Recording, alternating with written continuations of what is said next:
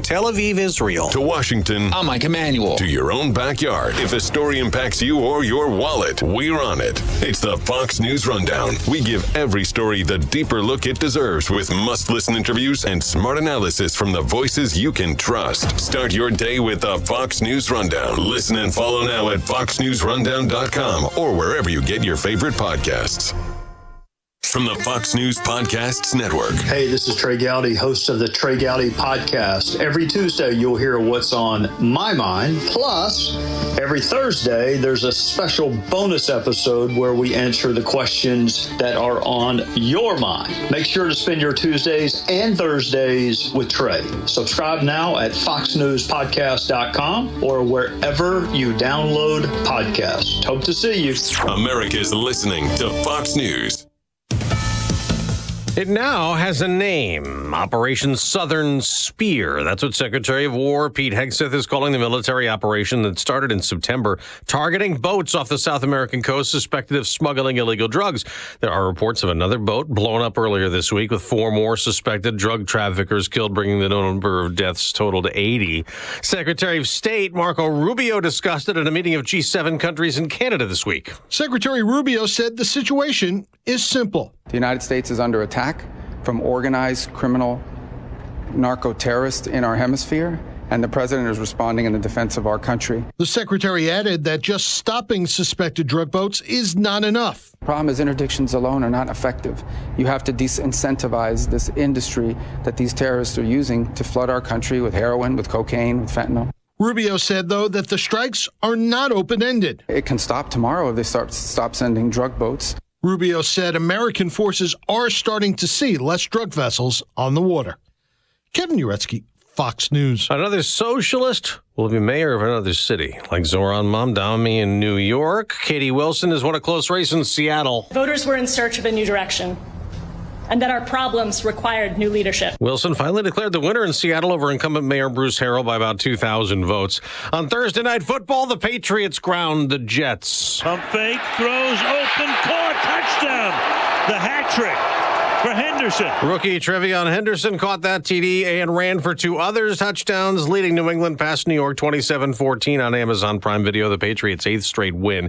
In Major League Baseball, Shohei Ohtani was named the National League MVP for the 2nd year in a row after leading the Los Angeles Dodgers to a 2nd straight World Series title. In the American League, Aaron Judge of the New York Yankees, most valuable player for the 3rd time in his career.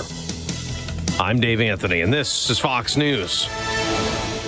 A great smile can make you feel happy and confident. So when you consciously conserve your teeth, that glowing smile will show through.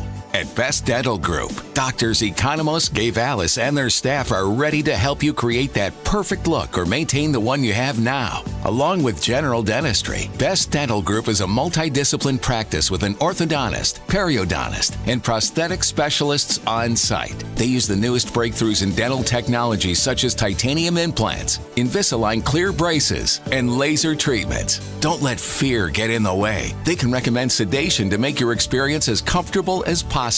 Best Dental Group is located in historic downtown Bartlett and is a multilingual office. Call 630-830-4930, 630-830-4930, or visit bestdental.org. Best Dental Group, sharing your conservative values and helping you to conserve your teeth.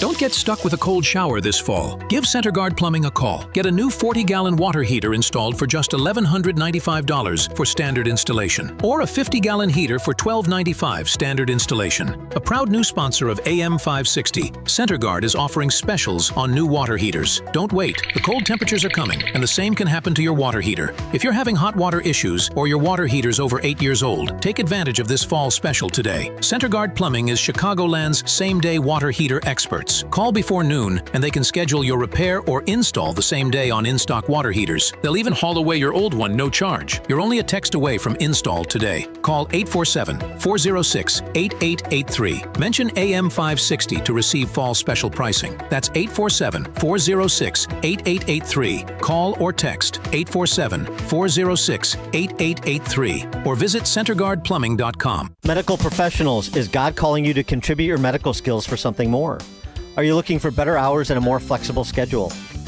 Since 2009, Waterleaf Women's Center in Aurora, Illinois has provided free and compassionate care to thousands of women facing an unplanned pregnancy. Due to the incredible growth of our ministry and the upcoming addition of wellness and prenatal services, we are seeking new members to join our medical team of doctors, nurses, and sonographers.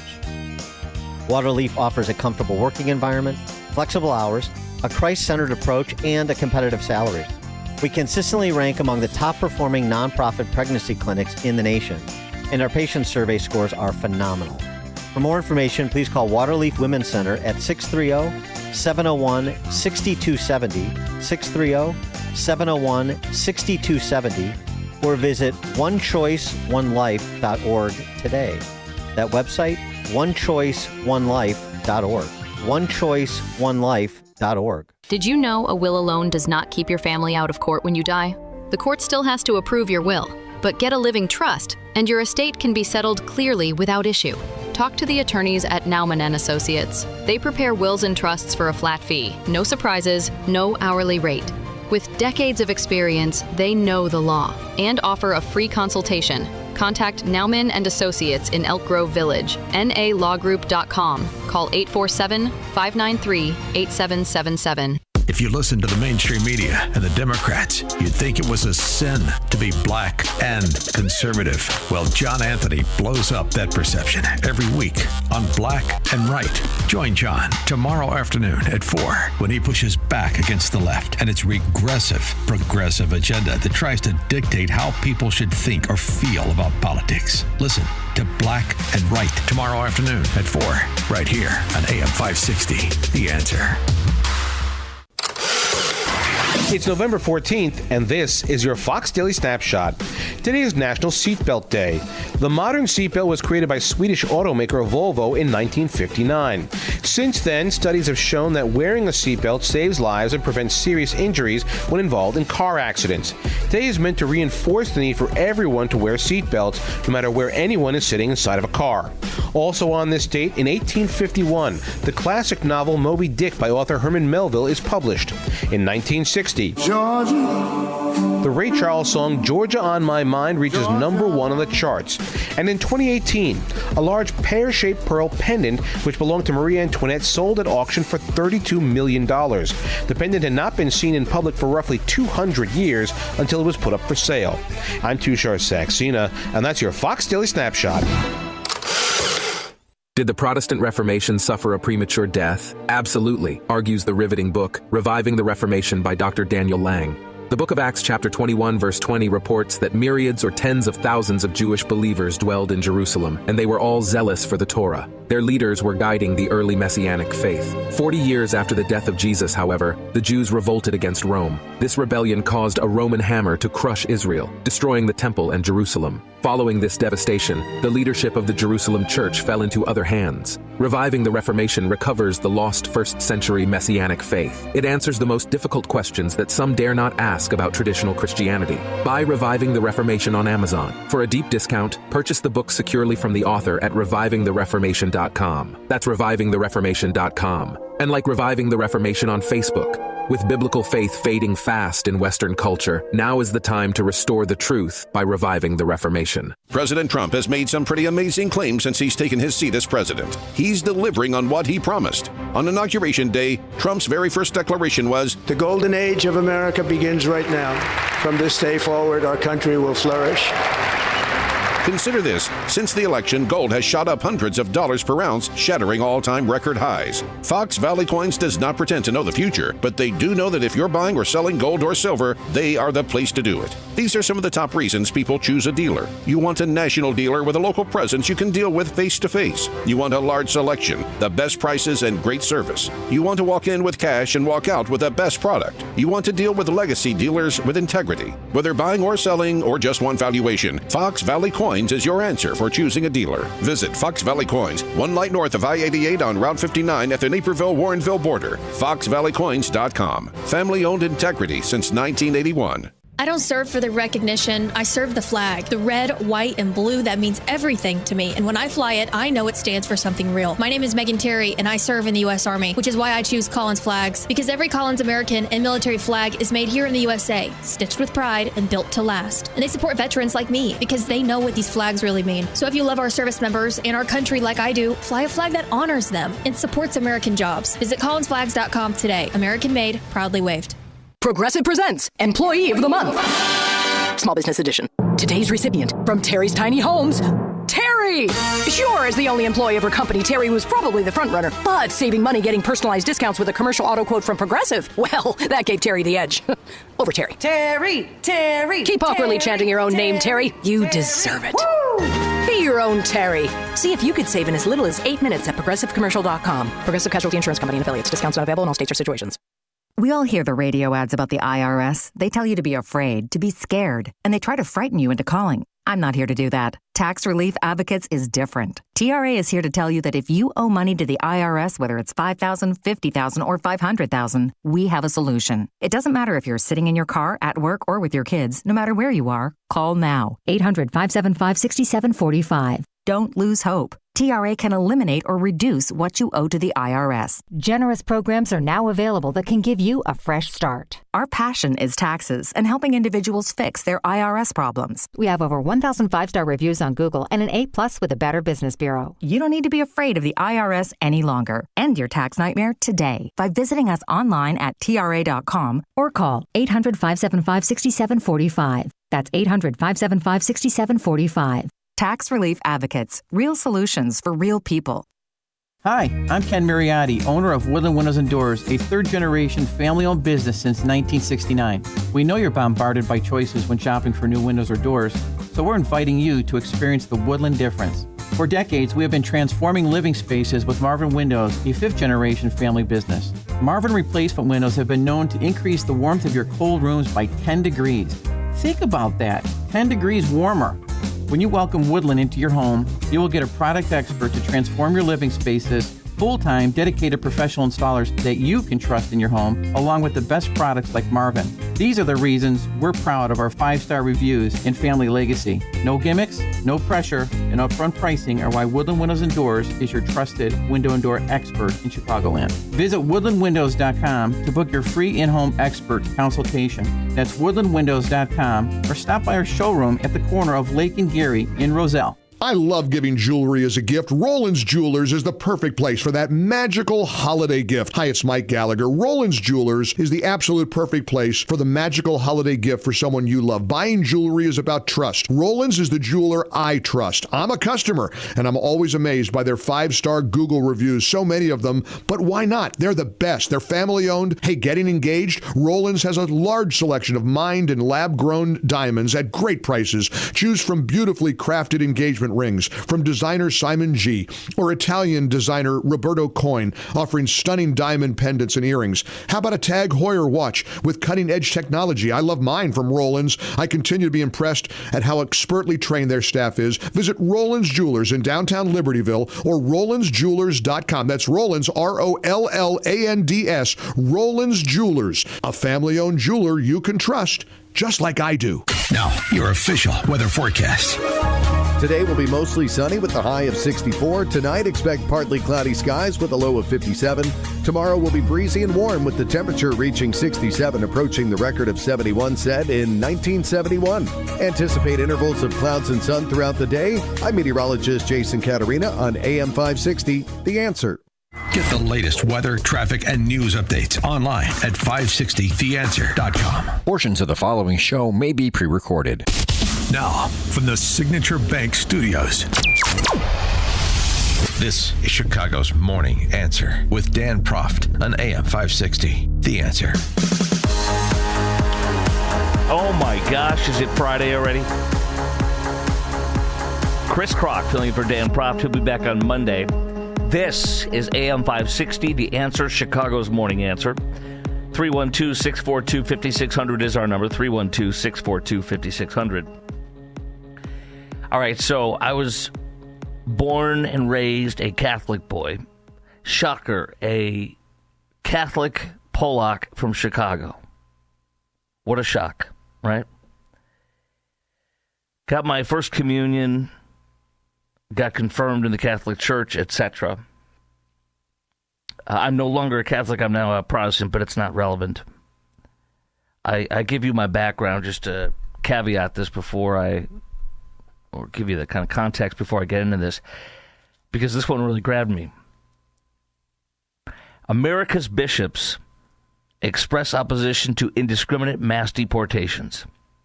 Now, I know, and you know, that the Catholic Church is rabidly in support of illegal immigration, period. But the American Conference, United States Conference on Catholic Bishops, just voted, and this is a rarity, they voted and released a public statement on something. The last time they did this was in 2013, so it's been, that's a long time, 12 years.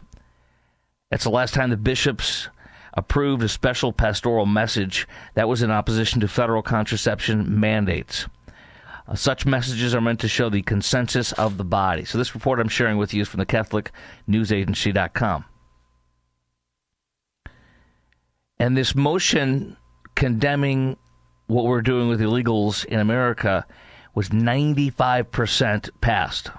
So this is overwhelmingly a Catholic bishop mandate for illegals. I want to read you some of the commentary on this, but I want to start out with this. So, my mom, my dad, my brothers and such are Catholic, and my mom asked me, she struggles with giving to the Catholic Church, even though she's a member of the Catholic Church, because of their position on illegals. And she says, I wonder, what do you think I should do? How should I handle this? They're looking to have people fund the building, but I don't want to support illegal immigration. I said, well, my thought would be this. Go to the church, ask to meet with whoever, the highest, the priest, whoever, and just have a meeting, and do not tip your hand. Don't give your position, but sit down with them and say, tell me about the building fund that you guys are looking for help on that, and then to also say, hey, what are your positions on illegal immigration, or on, you could use the term migrant, which we know is a BS term, but nonetheless, and then just see what they say, or ask, are you helping the migrants? And if the answer is yes, then you don't tip your hat. But if the answer is yes, then you just say, well, I'm not comfortable giving money to the church because I'm not supporting illegal immigration. And that's kind of the thrust of where I'm going on this. Are you comfortable? Are you comfortable giving to your church, whether Catholic or not, if their position is overwhelmingly, rabidly pro-illegal? Because there's no way in heck I could be comfortable doing that. Number is 312-642-5600. The United States Conference of Catholic Bishops. Here we go. We oppose, there's a whole bunch of statements that are in this column, or this article from the Catholic News Agency that gives their exact position, and it's appalling to me. We oppose the indiscriminate mass deportation of people. So that position right there is not a faith statement. That is a political statement. That's exactly what that is. And by the way, it's okay for a church to get political. I'm a member of Dr. Robert Jeffress' church at First Baptist Dallas, who's a great friend of President Trump's. And we don't hold back, and I think that's exactly how it should be. You should be truthful about it. Biblical values. Base things on biblical values. And that's how you should vote. Not Republican, not Democrat, but biblical values. If you're a member of a church, an authentic Christian church, not one of these leftist church where they worship LGBTQIA+++++. It's so sad when you see those flags up everywhere in these leftist churches, and that's what they're worshiping, a false god. But getting back to the Catholic Church's position, these bishops are releasing this statement. We are saddened by the state of contemporary debate and the vilification of immigrants. You mean illegals. And by the way, here's the problem. Joe Biden and Kamala Harris invaded this country with 12 million or God knows how many illegals in 4 years. And an unprecedented invasion begets an unprecedented deportation. And that's exactly what's happening. A wholesale fire hose of illegals coming in from all over the world into our country has been one of the most devastating, deadly, and horrible things to happen to this country. They say we're saddened by the state of contemporary debate and the vilification of illegal immigrants. I'm adding illegal. We are concerned about the conditions in detention centers. We lament that some immigrants, illegal immigrants, in the U.S. have arbitrarily lost their legal status. We are grieved when we meet parents who are being detained when taking their children to school and when we try to console family members who have already been separated from their loved ones. So this is, and again, I know I'm not shocking anybody on the position of the Catholic Church, but it does not matter. The point is, are you comfortable giving money to your church if their position is rabidly pro-illegal? And another one is this. If your church is rabidly pro-illegal, how does that, how can you give? How can you be comfortable with giving? How do you handle this if this is your church? The Catholic Bishops, U.S. Conference of Catholic Bishops continues with this 95 to 5 vote on these statements. They also say the statement recognizes that governments have a, quote, responsibility to regulate their borders. So they're actually starting to acknowledge what is the truth, and the truth is that God loves borders. The truth is that Romans 13 says that if you are obeying the laws of the land, you have nothing to fear. But if you disobey the laws of the land, you should fear, because God gave the government a sword for a reason. And so if you're an illegal and your first act in this country is to violate our laws, you should be afraid. Second of all, God says, I love boundaries. God loves boundaries. That is biblical. Boundaries, borders are biblical. Walls are biblical. They talk about, they also mention, quote, the stranger, as in we're supposed to just welcome wholesale illegals. Ho, welcome, stranger. Please don't molest my child in my neighborhood. This, the Cardinal Cupich also, of course, of Chicago, introduced the amendment. The message needs to be clear in telling illegal migrants, I added illegal, we stand with you. We love the illegal invasion. I put that in, by expressly opposing the indiscriminate deportation of people that is taking place. In other words, if administration of America, Biden-Harris, inhales and invades us with up to 20 million people in 4 years, we stand with you. If you paid a coyote $6,000 to smuggle you in and supported human smugglers and narcos, we stand with you. I guess what I don't understand how you could possibly give money to your church if this is its position. By the way, no bishop spoke against the Cupich amendment, saying we stand with you, illegals. Last time bishops approved this, I said, was 2013, a federal contraceptive mandate. So this is the first time they've come out since 2013 with a public statement like this. The Conference of Bishops Committee on Migration Chairman Bishop Mark Seitz says in his address to the brother bishops, Seitz directly criticized Donald Trump's administration for carrying out the, quote, campaign promise of mass deportation. According to one person present in a meeting with Pope Leo the other day or week, let's see, this was, I know this is very recently, the founding executive director of Hope Border Institute said that Pope Leo told the group, quote, the church cannot stay silent before injustice. You stand with me and I stand with you.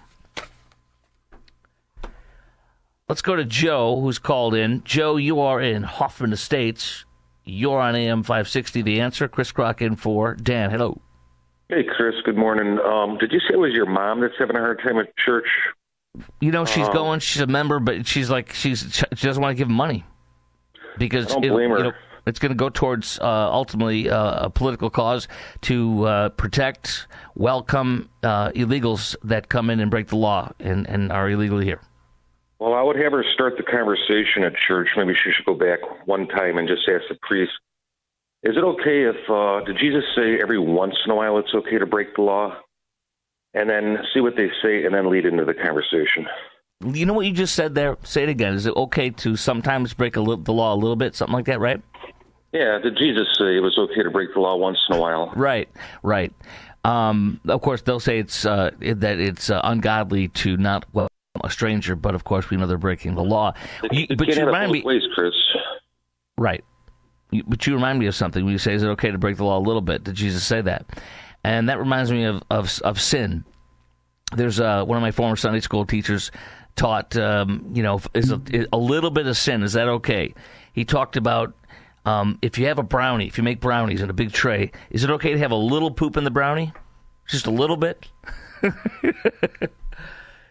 Appreciate your call. Let's go to Andy on I-80. Andy, you're on AM 560. The Answer. Chris in for Dan. Chris, thanks for having me again on the show. Church has always been a socialist sort of view for all of its existence. The Catholic Church, and I was a Catholic, I was born and raised just like you, South Side, way out there, and loving every minute of it, until they began to go into our lives just a little bit with our laws that conflicted with our morality, as well as we were told to follow the rules. They have a difficulty going further into it by saying, hey, look, it's okay to have these feelings for these people and to welcome them into your home and be forgiving. Yeah, that's great. That's what we should be doing. However, there is accountability in their actions. There you go. And they don't go far enough with that. We can be as compassionate as we'd like, and we can promote what we think is correct. But if we start to go into government then, or if they want to start to go into the government or the rules that guide the rest of the people who might not believe in their Catholicism, it starts to run havoc with everything within that society, because the social rules and the religious or morality doesn't always follow, and we still have to keep those separate.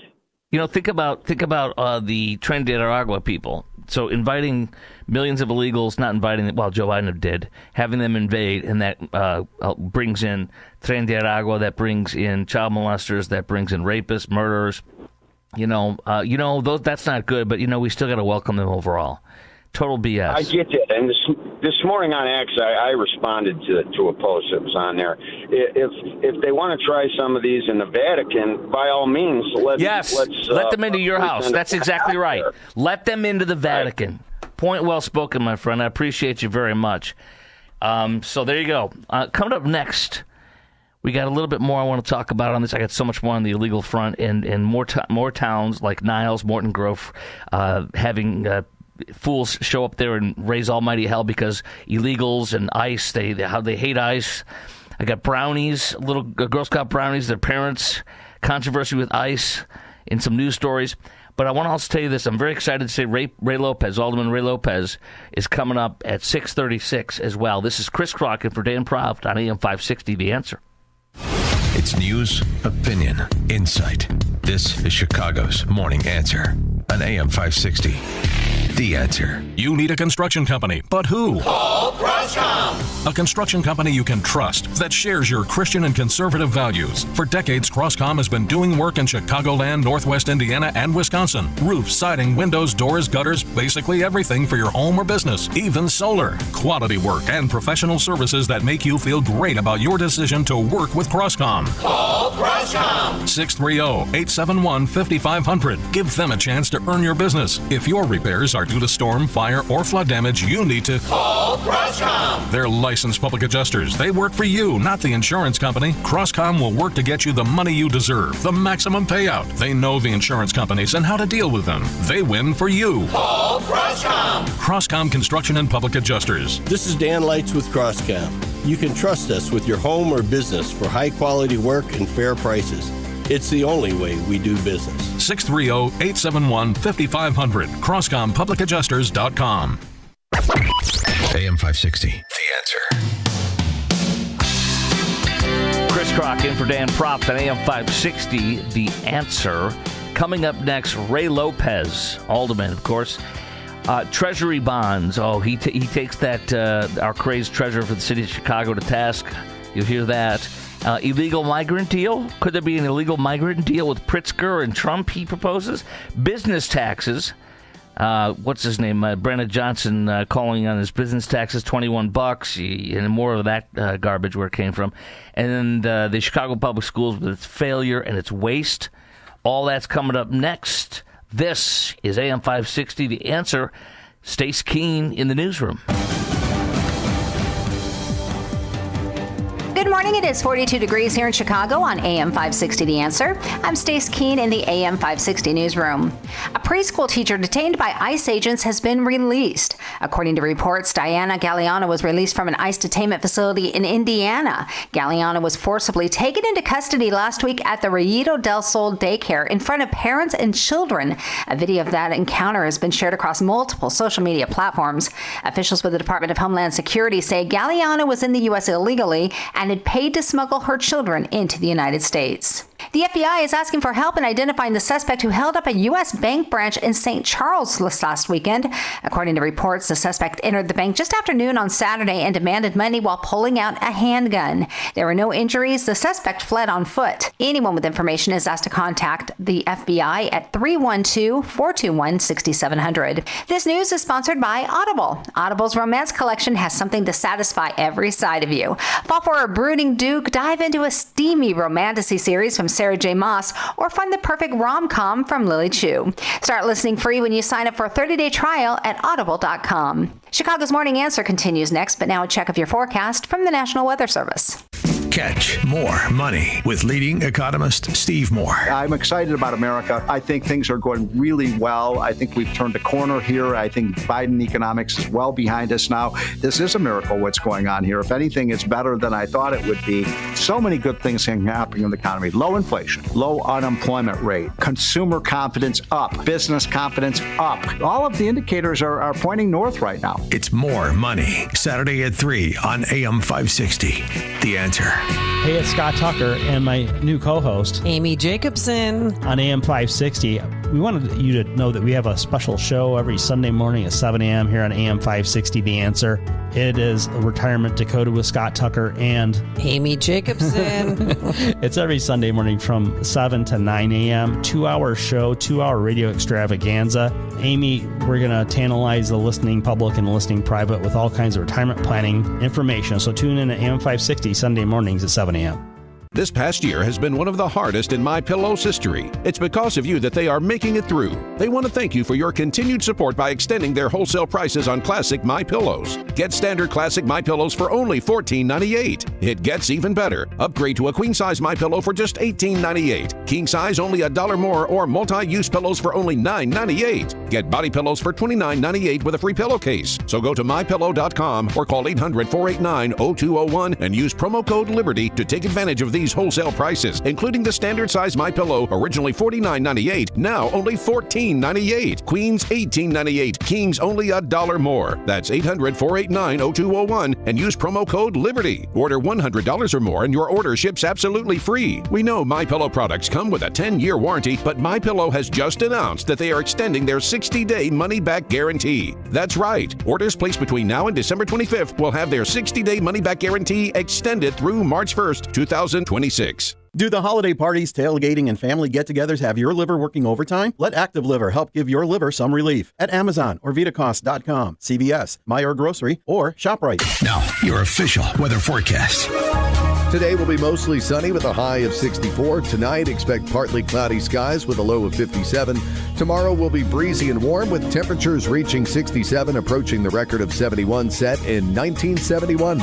Anticipate intervals of clouds and sun throughout the day. I'm meteorologist Jason Caterina on AM 560, The Answer.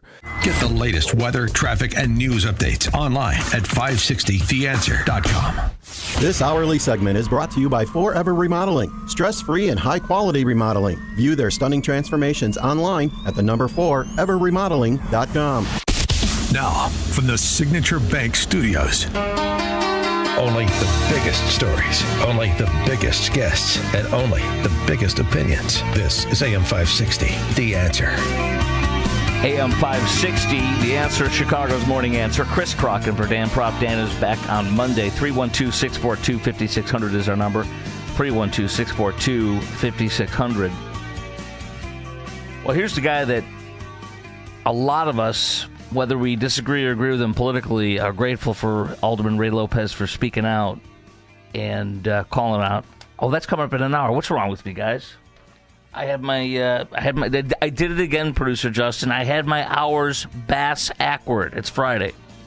That's funny. We'll get to Ray Lopez in 1 hour, not right now. I want to go to Dan because we're talking about the U.S. Conference of Bishops.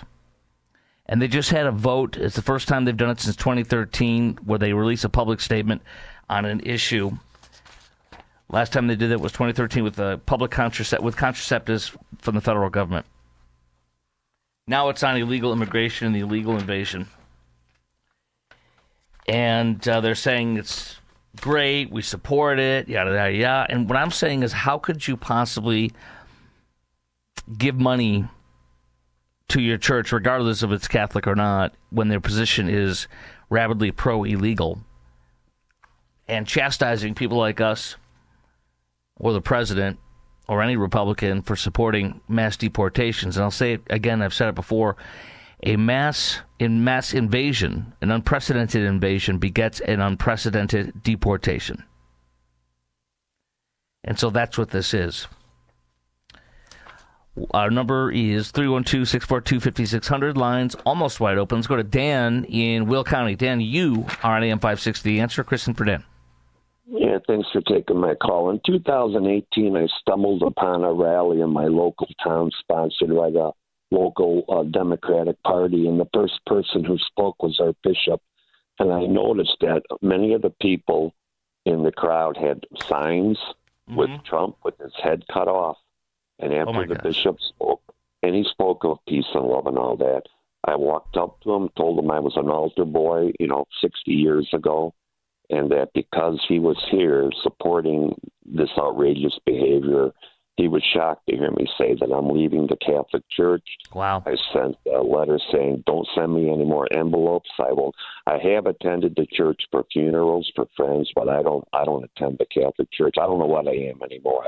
I believe in God, but that's about all I can say, I guess. I guess I'll find. You know what? One of the things on that that's important to say is, what does it do to your flock's faith when you openly flout the law and openly support an invasion and disrespect of the country's laws? Well, I mean, look what it did to you. It disillusioned you, at least regarding the Catholic Church. So the Catholic Church's position, the Catholic Church, by the way, was with the bishop, I think you said, when you told him this, you said he looked shocked. Did he say anything to you or just look shocked? Oh, yeah. He goes, well, I spoke of peace and love. I go, yeah, you spoke of peace and love. But everybody here hates Trump. There's a man over there right there with a sign, and he's got Trump with his head cut off. How can you be here talking about peace and love when you see that terrorism over there? So I just left the church, and I would never go back to the Catholic Church. So I appreciate you taking my call. Thank you for you calling, Dan. I appreciate that very much. See, that's what I'm talking about. That's sad. And to me, when you hear him being disillusioned like that, that's no different than a pastor falling because he cheated on his wife. Robert Morris was one of the small group of pastors who was always called to go to D.C. and pray over President Trump. My pastor, Dr. Robert Jeffress, is one of them, too. Robert Morris of a mega church in Dallas-Fort Worth, where I'm sitting right now, even though I'm a Chicago boy, he was just sentenced to jail for having sexual relations when he was a young adult, what do you call it, the evangelist, going door-to-door kind of stuff, for bedding down with a girl who at the time was, I think, 15 or 14. And all his life, as he grew more prominent and more successful in his preaching and his growing a flock, it was going to catch up with him one day. And he used to caveat saying, back in the day, there was something that happened with a woman. He called her a woman. She was a child. And so that guy, for 20, 30, 40 years of his life, lied to everybody. And a select few people knew it. And that church, I don't know the numbers at the height of it, and that was that is and was a great church. That's Gateway Church is called. And I got to tell you, and they have campuses all over Dallas-Fort Worth. And I got to tell you something. This guy has destroyed that church with his sin. And to me, it's no different than the support open of an invasion, and the amount of how many women get raped coming up to come into this country illegally, how many children get sex trafficked, how many people that are Tren de Aragua that are shooting and killing us in Chicagoland. How about the radical Islamists from the Islamic Republic of Mauritania, led in gleefully by Joe Biden and Kamala Harris, led in gleefully and given tons of money. We wasted $1 billion at least on illegals in Chicagoland, or Chicago. I was reading yesterday one of the many articles I read, getting ready for the show. And I know, and you know, that Brandon Johnson and Pritzker, Big Boy, B-O-I, welcome this guy. And this Islamic Republic of Mauritania was one of the countries on the Trump ban list for coming here. The left calls it a Muslim ban, but it's a wise ban. And that terrorist hated Jews, and he saw a Jew walking in Chicago on the street to worship his God, my God, even though I'm not a Jew. I'm a Protestant, whatever. But he shot and killed him on the street because he saw him wearing his yarmulke, his kippah. So this is what the Catholic Church is openly supporting. Because it's disgusting, it's filthy, and it's sickening. And I'm not here to tell you to denounce your faith. I'm not here to tell you to denounce your church. But I'm here to say I don't understand. How could you possibly give money to a church when they're openly, with the U.S. Conference of Bishops, supporting invasion and chastising people, and our president and us for enforcing our laws and supporting our laws? Steve, you're on 294. Hello, you're on AM 560 The Answer. Chris Crocken for Dan Proft. Thank you for the opportunity. There's two things I wanted to expound on. One is that there was a father, Malachi Martin, well-published author. This is a number of years ago. He's since passed on. Incredibly intelligent. Was an advisor to one of the popes. I don't know the specific pope, but high-ranking within the Catholic order, and also was one of the few people that were given the capacity to do exorcisms. So he actually decided at one point in time to actually leave the Catholic order as a result of them changing sacred doctrine. So he was so purist to the religion that when they started modifying the religion to accommodate these new, bizarre theories, for what reasons is beyond my scope, but he decided to leave the sacred cloth. The other thing that I want to expound on was, unfortunately, at some point in time in my life, I wasn't necessarily doing so well, and I reached out to Catholic Charities, and I asked them if they would be able to assist me. Mm-hmm. And they told me that they don't have the funds to do that. And, a couple of weeks later, I thought about this, and I'm like, they don't have the funds to do it because they've been sponsoring all of these illegal immigrants coming in here, taking our money that we contribute to them, and spending it on people to break laws. And it's not available to the people that contribute to them prior to this happening. So I think there's a shut-off valve on the cash flow to these organizations that are doing nefarious activities to people in our country that, have so much faith within these organizations. Thank you for your time. Thank you. And so here I sit in Texas, where I've been for the past 15 years. My radio job brought me here.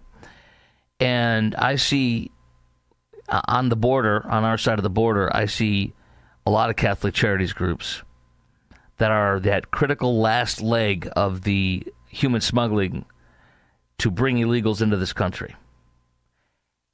And the things I've seen, the things I've read and heard, just disgust me. So, and that's another thing too. The body, the church is supposed to help its members, and when you're supposed to tithe, by the way, not after taxes 10%, but before taxes, just so you understand. And when you have an issue and you could use some help, that's what the church is supposed to be there for. And if they're too busy giving money to illegals, I mean, it's just that's That's messed up, what that gentleman just talked about. Let's go to Phil in Maryville. You are on AM 560. The Answer. Chris Crockett for Dan Props. Hello. Morning. I just want to say I want all the illegals out, but I understand where people say, hey, they're great people. They're just here to work. But what are criminals that go into Cook County jails?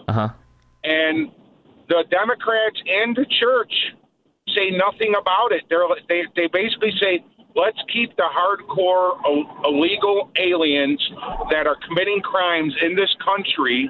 And I don't get why they're not speaking out about at least that. They're letting hard criminals go every single day in Cook County. Oh, I see. You mean not necessarily illegals, but just any story like the loop puncher, that sick SOB, released after 26, 27 times of being arrested, including for aggravated assault by punching women horribly for no reason. Oh, there's a lot more than that. Yeah. I know. There's tons of illegal immigrants that go in Cook County that are gangbangers. That's what you're talking about. Okay, illegals. Yeah, absolutely. I appreciate your call, my friend. I want to add on to the illegal invasion. You heard in the news from Stace Keene at the bottom of the hour. This is one of the many things I wanted to hit on the latest with the illegals. The Chicago, this is from the Tribune, it's all over our news for depending on what outlet you're looking at, but the Chicago daycare teacher arrested by ICE has been released. And she will be returning to the Rayito del Sol Spanish Immersion Early Learning Center this morning. She makes her triumphant return this morning. Hello, Chirin. Hello, it is me, the one who ICE was effectuating a stop. ICE pulled over my car, which is registered my name. There was a man driving the car. I was in the vehicle. ICE pulled us over. We didn't initially stop. This is according to DHS. We didn't initially stop. In fact, we refused to stop. This man driving my car stopped, and I jumped out and ran, according to DHS, from a local mall or local shopping area. And I ran at that point, or at some point, I ran and went into your school, the one I'm coming back to for my triumphant return today, now that I've been released. Rayito del Sol Spanish Immersion Early Learning Center. I went in there, kids, and put you at risk because not that I care about you kids, I care about me, and if they're going to cuff me and stuff me, I'm going to try to run in and use you children and use you school, the one I work at, as a shield so that it looks bad. So she did that. She opened the door, she went in there, but she couldn't get in through the next doors, which are locked. She never went into the school. Brandon Johnson lies and said, right in front of the kids. She was in a classroom in front of the kids. They just dragged her out. No, she ran in there and was eluding police, federal officers. But she couldn't get into the school. So she has been released on bond. And the other thing that's important to mention, which I did yesterday, but we're going to do it again, the DHS says she has a history of endangering minors. She told her children, 16 and 17-year-olds, to cross the border unaccompanied last month. She may have facilitated human smuggling of her own children by hiring, allegedly, individuals to carry out the activity, putting those children at high risk of exploitation, abuse, trafficking without parents or guardian to protect them, according to DHS. So, by the way, she also provided false information about her identity, DHS says, and claimed she did not know the male driver, stating she picked him up from a bus stop. Yes, so some stranger is driving her car that she picked up from a bus stop. So this woman is a liar, according to these reports. This woman disrespects and refuses to comply when police officers are trying to pull her over, and effectuated a stop and an investigation. And then she uses the children in the school as a shield, putting them in danger.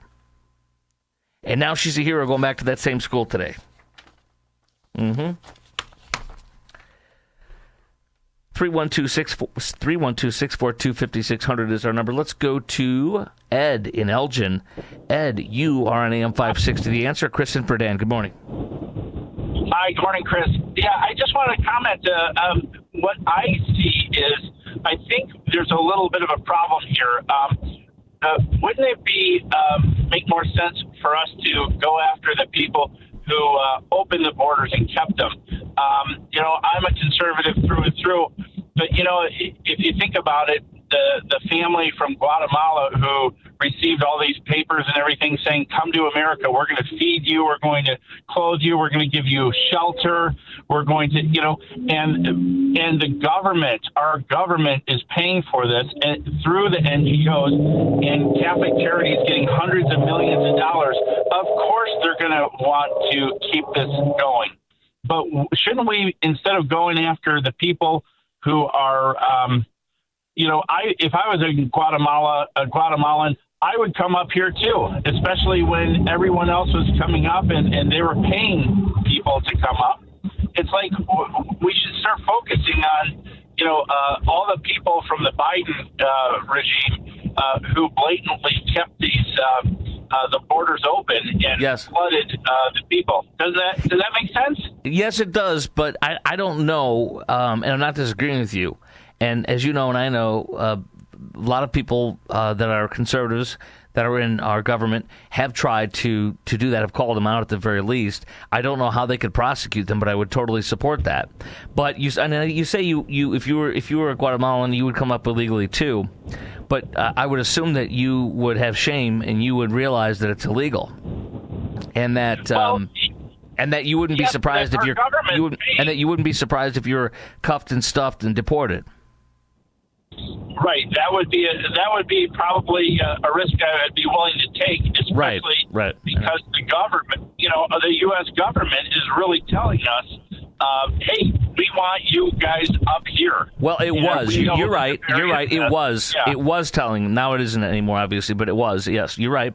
But I don't know how we can. So it's kind of. Yeah, it's a trick bag we're in, actually, and it's really sad because a lot of people are getting hurt.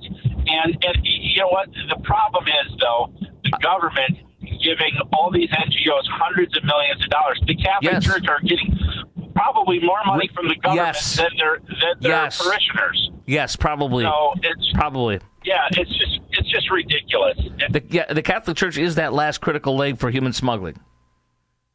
And that's why I marvel aloud with you this morning when the U.S. Conference of Bishops releases an open, rabidly pro-illegal statement and attacks politically the administration and any folks who are publicly supporting the deportation of illegals. I'm going to say it again, though. The difference is this was an unprecedented invasion that has tremendously hurt our country. People are dying on our roads from illegals who are driving trucks. People are being raped and murdered by, like, Laken Riley. We can go on and on, all the people from this wholesale invasion. And because there was a wholesale invasion by a Democrat regime up till last year, at the end of last year, we must have an unprecedented deportation. Otherwise, the next Democrat is going to do the same thing. It's a perfect playbook to do the replacement theory, which is what this is all about. Replacing us, our vote, diluting it, letting blue cities and blue states like Chicago, Illinois, California, New York, et al. To hold their seats, congressional seats, as everybody moves out. We're going to talk to George coming up in Naperville, coming up next. I cannot wait to get into this great story. It's so pathetic. I first mentioned this when it was in the news about some Girl Scouts in Oak Park and their parents supposedly going door to door for a food drive. And somehow the big bad ICE officials, big bad officers, ICE and Border Patrol, show up in their paramilitary uniforms to ruin the Girl Scouts of Oak Park and their food drive, which is the umpteenth BS to the umpteenth degree. All that is next. Plus, are you comfortable giving money to, if you're Catholic, to the church when they're publicly stating now, and we know they're rabidly pro-legal, but they publicly state now about it, and they chastise those of us who support deporting these illegals. All that's coming up next. Couple lines open, 3-4 lines open. 312-642-5600. This is Chris Kroc in for Dan Proft. He's back Monday on AM 560, The Answer. The stories you need to know to start your day. This is Chicago's Morning Answer on AM 560, The Answer. Signature Bank is Chicago's fastest growing independently owned business bank. It's a bank that cares about your business and is invested in your success. I'm Dan Proft, and I know this because Signature Bank is my business bank. Hi, I'm Chris Johnson, CEO of Classic Cinemas and proud customer of Signature Bank. We are a local family-owned business that is known for free refills on all sizes of popcorn, soft drinks, and ices. With over 9,000 heated recliners in 16 locations, we marry the traditions of the past with today's state-of-the-art technology. Throw in a 30-minute guarantee and an after-movie mint, and you have the perfect night out. As we strive to make every guest our priority, Signature Bank does the same with their customers. The team at Signature Bank is interested in taking my company forward. They have all the resources and solutions of the big banks, but they customize their offerings to meet my business needs. The customer always comes first with Signature Bank. Signature Bank helps local businesses succeed. Let Signature Bank turn your business vision into reality. Visit signaturebank.bank. Member FDIC, equal housing lender. If your cash is sitting in a savings account, it's at risk. Old school advice says save more, but today the strategy is broken. When inflation spikes, they print money or cut rates, your dollar shrinks. So do your savings. The solution? Own something real. Physical gold and silver. When the dollar drops, gold and silver prices rise. And with Noble Gold, owning gold is simple. Just visit noblegoldinvestments.com and chat with a specialist. The knowledge is free. The protection is priceless. Visit noblegoldinvestments.com. Past performance may not be indicative of future results. Investing in precious metals involves risk. Consult your financial advisor before making investment decisions. AM 560, The Answer. AM 560, The Answer, Chicago's Morning Answer. Chris Crockett for Dan Proft. Let's get right back to the phone call. The U.S. Conference of Bishops having a overtly political statement saying they're rabidly in support of illegal immigration, chastising those of us who are against it, including our officials. George in Naperville, you're on AM 560, The Answer. Good morning, Chris. Everything is upside down. That teacher that was released in Indiana who endangered her children by letting them be transported into this country and has strangers driving her car. I wonder how long she's going to get that Apple Award for Best Teacher, and they're going to name the school after her. That's what's probably coming next. Yes. By the way, I believe the school is in Chicago, actually, though, not in Indiana. But I appreciate your call. No, she was released out of Indiana, though. Oh, that's exactly. Yes, she was. She was released out of custody. Yeah, right. I you were right about that. I apologize. I thought you were saying the school was there. Okay. Gotcha, man. Thank you very much for your call. Let's go to Josh. Josh, quickly, you're in Braidwood. You're on AM 560, The Answer. Hey, good morning, Chris. How you doing? Good morning. Good, sir. Thanks. Good. So there is a crime, and the actual crime is called aiding and abetting. If you help someone facilitate a crime, yes, you're liable. Right. And if you get in my car and I drive you to a bank robbery, I'm going to jail. That's aiding and abetting. If I financially support you to commit a crime, that's aiding and abetting. Right. So if the church is giving money to someone to help illegal immigrants come to this country, that's aiding and abetting. It is. That's committing a crime in the United States. I got to roll, brother, but I agree that they're at least the final link in the human smuggling chain. This is AM 560, The Answer, WIND Chicago. It's not normal, but it's better. I'm Dave Anthony, Fox News. Air travel still reduced, even though the government's back open, with another 600 flights canceled today. But Fox's Garrett Tenney reports from Chicago's O'Hare airports. For the first time in weeks, the U.S. had no flight delays due to air traffic controller shortages. Thanks to the number of returning controllers, the Transportation Department is pausing its plans to ramp up mandatory flight reductions and will begin to gradually decrease cuts from the current 6% level as staffing improves. Controllers are getting their pay now, and President Trump wants those who kept working during the shutdown to get $10,000 bonuses. TSA security workers who also stayed on the job will get the same. Homeland Security Secretary Kristi Noem says they went above and beyond. They helped individuals. They served extra shifts. With the shutdown over, the Trump administration's focusing on affordability, planning some tariff exemptions on food and other imports, trying to reduce prices. Vice President Vance tells Fox they want to make sure that more people can afford a good life. They can afford to buy homes. Young people can afford to start families. And we've actually got have good jobs that put people on a career trajectory to stability. Stocks could drop again. Futures falling after the worst day for the market in a month. The Dow plunged nearly 800 points on concern about the shutdown and not just slowing the economy, but also preventing data collection on inflation and unemployment, creating uncertainty over future interest rate cuts. Zoran Mamdani has company as a newly elected socialist mayor. He won in New York City. Katie Wilson declared the winner of a very close race in Seattle. I want universal child care and free K-8 summer care. I want world-class mass transit. Wilson beat incumbent Mayor Bruce Harrell by about 2,000 votes. Israel has handed over the bodies of 15 Palestinians, which it does every time Hamas returns the remains of a dead hostage killed in the October 7th, 2023 terror attack that triggered the deadly destructive war in Gaza. Hamas still has to hand over 3 more bodies as part of the ceasefire agreement that ended the war. America's listening to Fox News. Good morning. It is 42 degrees here in Chicago on AM 560, The Answer. I'm Stace Keene in the AM 560 newsroom. The lights are coming back on at the federal government, but it could take a while for things to get settled. Also, this could all happen again if Congress fails to pass a longer-term solution in January. Fox's Peter Ducey has more from the White House. Officials wasted no time in telling us that they think it might actually take a couple months for the economy to fully recover from this long shutdown, the longest one ever. And the reason is that it appears the GDP took a big hit. The bigger concern here than another shutdown seems to be affordability. They know after last week's elections that people are concerned about the affordability of living and groceries and basically everything, but they are assuring us that they're on it. This was the longest shutdown in American history, coming in at 42 days. Last one was only 35 days. Both were under the Trump administrations. A Chicago man with a history of randomly attacking strangers has been arrested on 2 felony charges. William Livingston was identified by 2 victims, a 40-year-old woman and a 15-year-old girl, as the man who walked up and punched them. Livingston's been in police custody since August after he knocked a 3rd female victim out. The Cook County State Attorney's Office says Livingston is being directly indicted in the case. And the cause of death of a newlywed couple that were found deceased in their car last month has been ruled a murder-suicide. According to the Harvard Police Department, Brandon Dumovich shot his wife, Rachel, and then turned the gun on himself.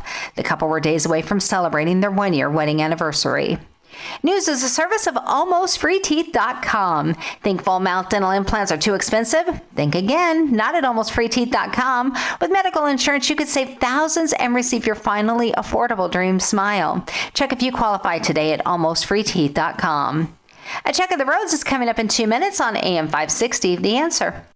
Your home is a valuable asset, and you want to take care of your home. From roofs, siding, windows, and doors to furnaces, flooring, landscaping, and much more. Listen to your go-to for all things home. It's Home Answers Radio every Sunday morning at 9. Sponsored in part by JeffBuysYourHouse.com and by Center Guard Plumbing. Get answers from industry experts so you can make informed decisions about your home improvement. Right here on AM 560, The Answer. Sign up for the AM 560 Answer Advantage to get early alerts on event ticket sales, special discounts, and contest opportunities. Sign up today at 560theanswer.com/advantage. Living with everyday pain is like having a voice that always says, no, you can't do that. No, you better sit this one out. It's no way to live. So if pain is affecting you, see how Relief Factor can help get you back to life on your terms.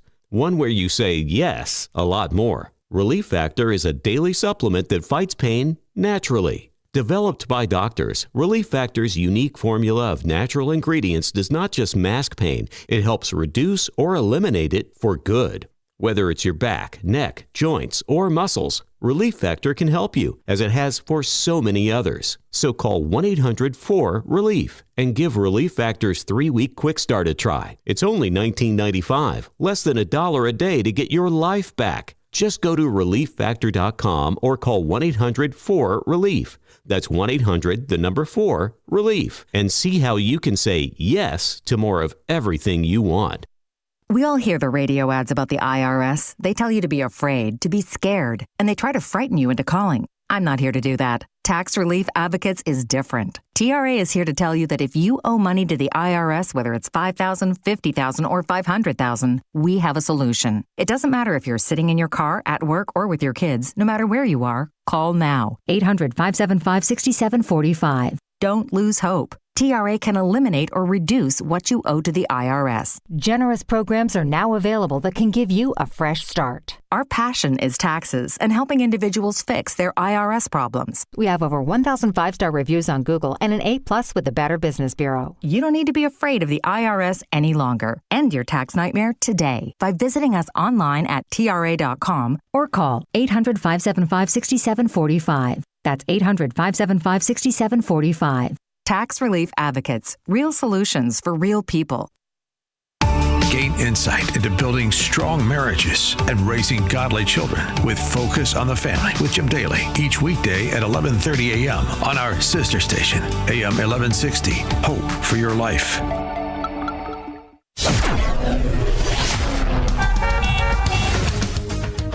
Taking a look at the roads from the Team Hochberg Traffic Center, I'm Sue Aller. Starting off in really good shape on the Eden, both ways from Lake Hook to Montrose. Inbound is 14, outbound is 13. The Kennedy, not too bad at all. Inbound from O'Hare to the Byrne interchange is 17 minutes, outbound is 25. And the Tri-State northbound, you do have a little bit of a slowdown as you approach the outbound Eisenhower. Now the inbound Eisenhower from Wolf to the old post office is 15 minutes, looking good outbound at 14. Inbound Stevenson from the Tri-State's Lakeshore is 17 minutes, outbound looks good at 16. And the Dan Ryan from 95th to the Byrne interchange, 15 minutes, outbound is 11. But the express lanes of the inbound Dan Ryan slows down between 51st Street and the Stevenson, all because of an earlier accident. Traffic is a service of Fox Valley Coins. Chicago's Morning Answer continues next, but now a check of your forecast from the National Weather Service. Today will be mostly sunny with a high of 64. Tonight, expect partly cloudy skies with a low of 57.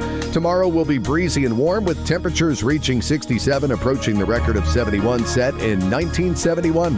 Anticipate intervals of clouds and sun throughout the day. I'm meteorologist Jason Caterina on AM 560, The Answer. Get the latest weather, traffic, and news updates online at 560theanswer.com. Now, from the Signature Bank Studios, this is Chicago's Morning Answer with Dan Proft on AM 560, The Answer.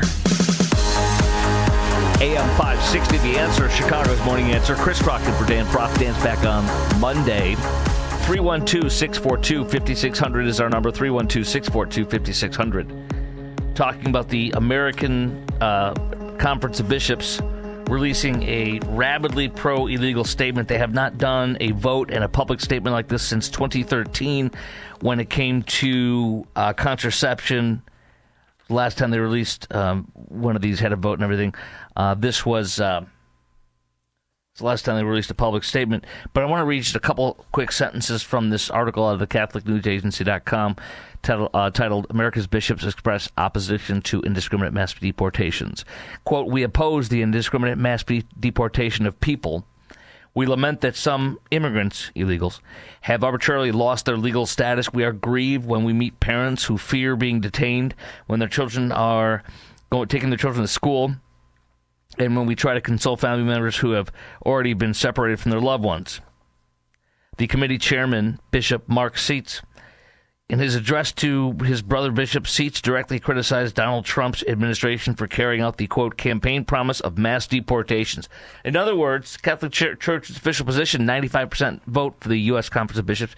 The position is when an administration has a massive, unprecedented invasion of 10 to 20 million people in 4 years, you cannot send them back.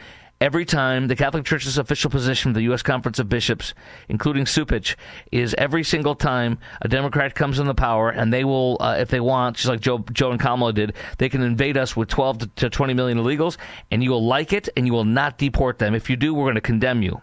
Because we love illegals. We love being that last link in the human smuggling chain to bring them in here. So my question, born and raised Catholic boy, I'm a Baptist now, but that's not the point. It doesn't matter what your denomination is. What matters is how could you give money, and do you feel comfortable? Would you feel comfortable giving money to your church if they support a wholesale, unmitigated invasion? 312-642-5600. I also had to add in this great story from, I love this so much, Oak Park. I'm about to share a little bit from Fox 32, WFLD. I'm about to share that with you. This is a rabidly pro-illegal reporter from every report I've seen her do. I forget her first name, but her last name is Moreno. I don't know if it's Jennifer Moreno. I can't remember her first name. But the point being is the story yesterday was, or a day and a half ago, was these Girl Scouts and their parents were going around for a food drive, going, it seems like door to door. They were in the neighborhood, this neighborhood in Oak Park, and they were trying to get, food drive donations. Now, I did that with my son, with Scouts, several years ago. Good things.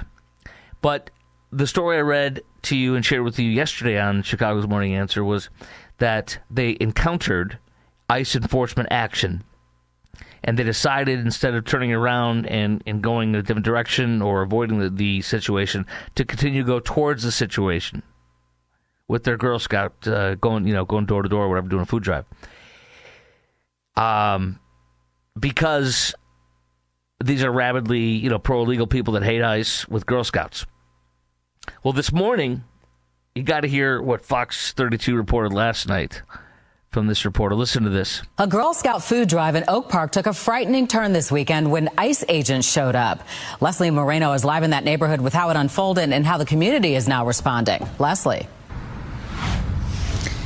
Don, good evening. Yeah, one of the residents I spoke with says young children were out here and they heard that terrifying moment as federal ICE agents showed up in full-blown tactical gear. Residents in this quiet Oak Park neighborhood were completely caught off guard when ICE agents showed up in tactical gear during a local Girl Scout food drive. During the food drive. So in other words, Leslie is her first name. Leslie Moreno, Fox 32. I saw her doing a report the other day on Little Village, and she's like rabidly pro-illegal. You can just tell. It seethes, it oozes through her whole report. So here she is reporting to you that these, the way she reports that is that these Girl Scouts were just standing there with their parents and doing a food drive when ICE in paramilitary uniform show up and go, oh, look over there. There's some Girl Scouts. Let's scare the crap out of them. The big, bad ICE showed up and terrorized Girl Scouts because that's what they're all about. No. They were, by the way, a little detail in the story from Fox 32. The illegals were working on a garage in an alley. Now, I don't know how many food drives are done in a backyard in an alley. They were working on in the backyard or garage in an alley area. I don't know how many food drives are done in an alley area. Do you? Maybe they were cutting through the alley with the Girl Scouts. But to me, this is a load of crap because the report I read and shared with you yesterday was that the Girl Scout parents with the Girl Scouts were going around with the food drive, trying to get people to donate or something like that is how it seems.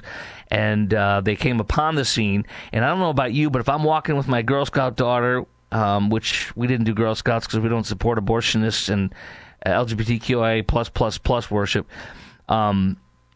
My daughter was part of what's called American Heritage Girls, which is a Christian version. Anyway, but when I'm with my child and doing something like a food drive, which I've done those with my children when they were younger, I'm not going to go towards a law enforcement action. I'm going to steer around it. Whether it is the police department of Oak Park, or whether it's ICE, I'm not going to go towards the situation and blow my little rape whistle. I love these idiots with the rape whistles. It's so stupid. They beclown themselves. So this is the new spin that these poor Girl Scouts with their parents were just standing there doing a food drive and ICE showed up to terrorize them. Ah! Residents say ICE agents in tactical gear appeared during it. They appeared during a Girl Scout food drive. They just showed up and crashed it. A longtime resident said it lasted only 10 minutes but was unsettling. He said neighbors intervened, blew whistles, and recorded the interaction on the phone. So neighbors intervened. That's exactly what I've been telling you. She's making it seem like on Fox 32 that they showed up at a Girl Scout food drive, crashed it, and terrorized the little girls. Wah! There will be no food drive. Wah! So that's a nice little thing I wanted to share with you. 312-642-5600. Isn't that funny? Let's go to Corey in Woodlawn. You're on AM 560. The Answer. Chris and for Dan. Hello. Morning, Chris. You know, the Catholic Church, this is why I'm so glad we have separation between church and state. The Catholic Church has infrastructure that's failing all over the United States of America. And this is a ploy for them to try to get that infrastructure back up and running. 80-something% of those individuals are Catholic. They know it. They're trying to get them back into these United States of America so that they can prop up their infrastructure. But number two, the federal government decades ago gave the Chicago gang the Vice Lords money as a federal treasury as well. And look how that turned out. We need to get strong leaders back in control of the United States of America. Are we going to lose this country? They're waving their country's flag. Am I the only one that feel like we're being invaded in front of our face? And the one that's stopping us from fighting back, from pushing back against this is our federal government. Well, yeah, it for 4 years was a wholesale invasion. It is replacing the population of dwindling cities in blue states. Yeah, I mean, and you know, one of the things you're thrust to this whole discussion, I think it sounds like to me, is we're losing our country and we're losing our culture. Yeah. Right? Yeah. Yeah, I think you're right, and I appreciate your call. Bob in Buffalo Grove, where I lived, I had my formidable years were in Buffalo Grove. Bob, how are you, sir? You're on AM 560. Good. Doing good. I just want to call to your attention for your listeners and you. Did you happen to see the commentary opinion piece in yesterday's Tribune by Chicago veteran or retired TV journalist attacking ICE? Tell me about it. I didn't catch that one. Chicago retired journalists put together a piece that they signed, apparently with the opinion that the ICE agents are misbehaving in Chicago. Well, a journalist hating ICE, does that surprise you? Yeah. They were saying that they're causing a lot of disruption in the city. Yes. And they'll be, in a sense, be glad when they leave. That is exactly like this story that I just shared with you from this rabidly pro-legal, from my position, the way it seems, Leslie Moreno on Fox 32, pretending that ICE agents in military garb literally saw a food drive with the Girl Scouts in Oak Park and showed up to terrorize them. That's why they were there, to terrorize little Girl Scouts. That's exactly why. Same thing, you know what I mean? It's advocacy. It's not journalism. It's advocacy. Mike in Algonquin. Mike, you are on AM 560, The Answer. Good morning, Chris. You made a comment this morning about the Catholic Church and them being political sometimes. You said it's okay if they are political once in a while. I don't understand why you said that, and I think that the Catholic Church ought to stay in their lane, practice basically what's in the Bible, and politics should be in their lane, and the two shouldn't really cross over. Let me tell you what I said, and maybe I don't think I said exactly the way you portrayed it, but what's really clear is this: biblical faith, Christian faith, authentic Christian faith is based on the Bible and what God's Word says, and that is how you should vote. And the church is obligated to. Churches with pastors need to grow a pair of cojones and speak out against when the government does things, when our government does things, or people do things that are against authentic biblical faith. And so it is incumbent upon a church's leader to speak out publicly, at least to their flock, but should do it publicly, about the wrongs that they're seeing that violate what the Bible says. And I cite as a stereotype my pastor. Even though I'm born and raised in Chicago, I'm in Dallas, and my pastor is Dr. Robert Jeffress at First Baptist Dallas. And I'll tell you right now, my church has a pair. And it's not, and it is incumbent to speak out against things that are unbiblical, that our government's doing that are unbiblical, and to defend the Bible. And the other position could be to just be quiet and not bring up stuff because you're worried about offending people or because you are worried about your church numbers shrinking. That's the exact opposite of the way a church should be. Does that make sense to you? Oh, I agree 100%. And thanks for the clarification, because when I heard that, I thought that you meant that the Catholic Church should be political once in a while, like it's okay. But what you said, I agree with 100%. The church should be, the Catholic Church or Protestant church, whatever you may be a part of, right, should be 100% unequivocal that biblical values are how you vote.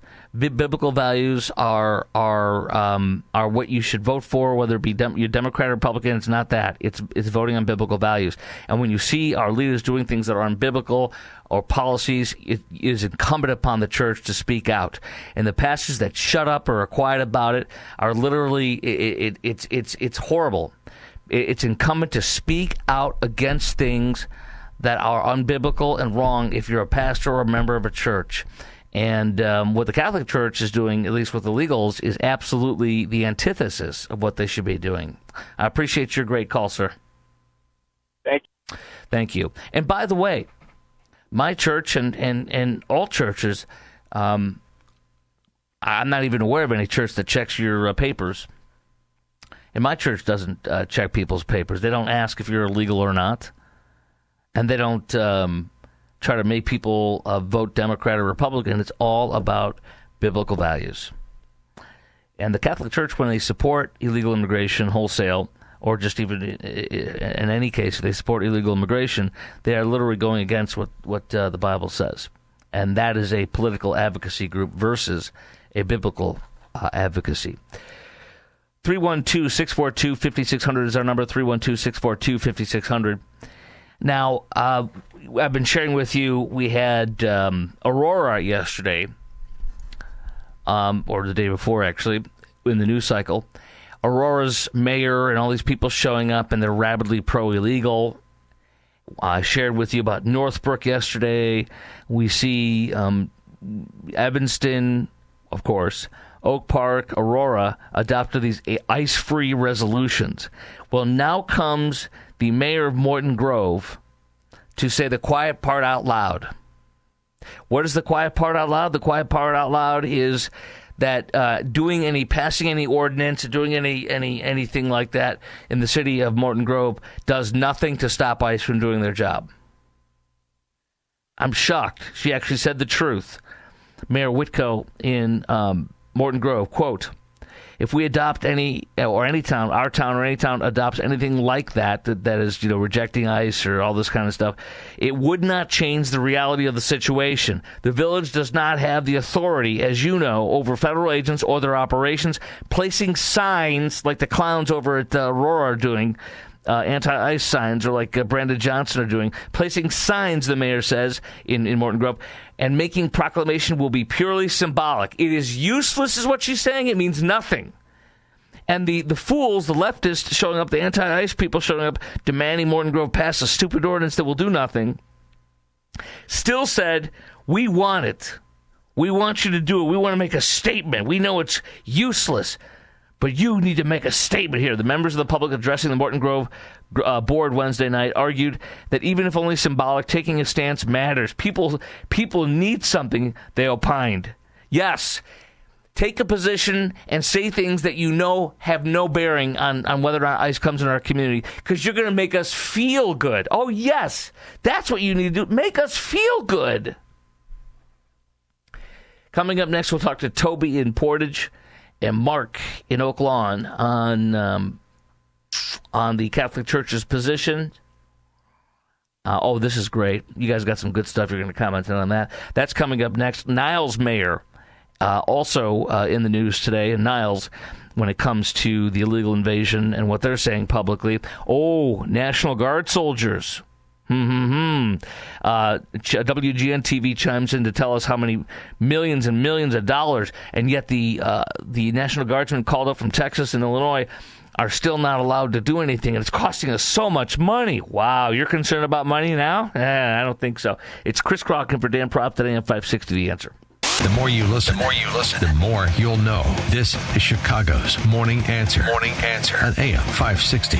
The Answer. Hi, this is Sean Morrison, owner of Morrison Security Corporation. Here in Chicagoland, we see it all. Rising crime, civil unrest, and growing concerns for the safety of our families, our schools, our places of worship, and our businesses.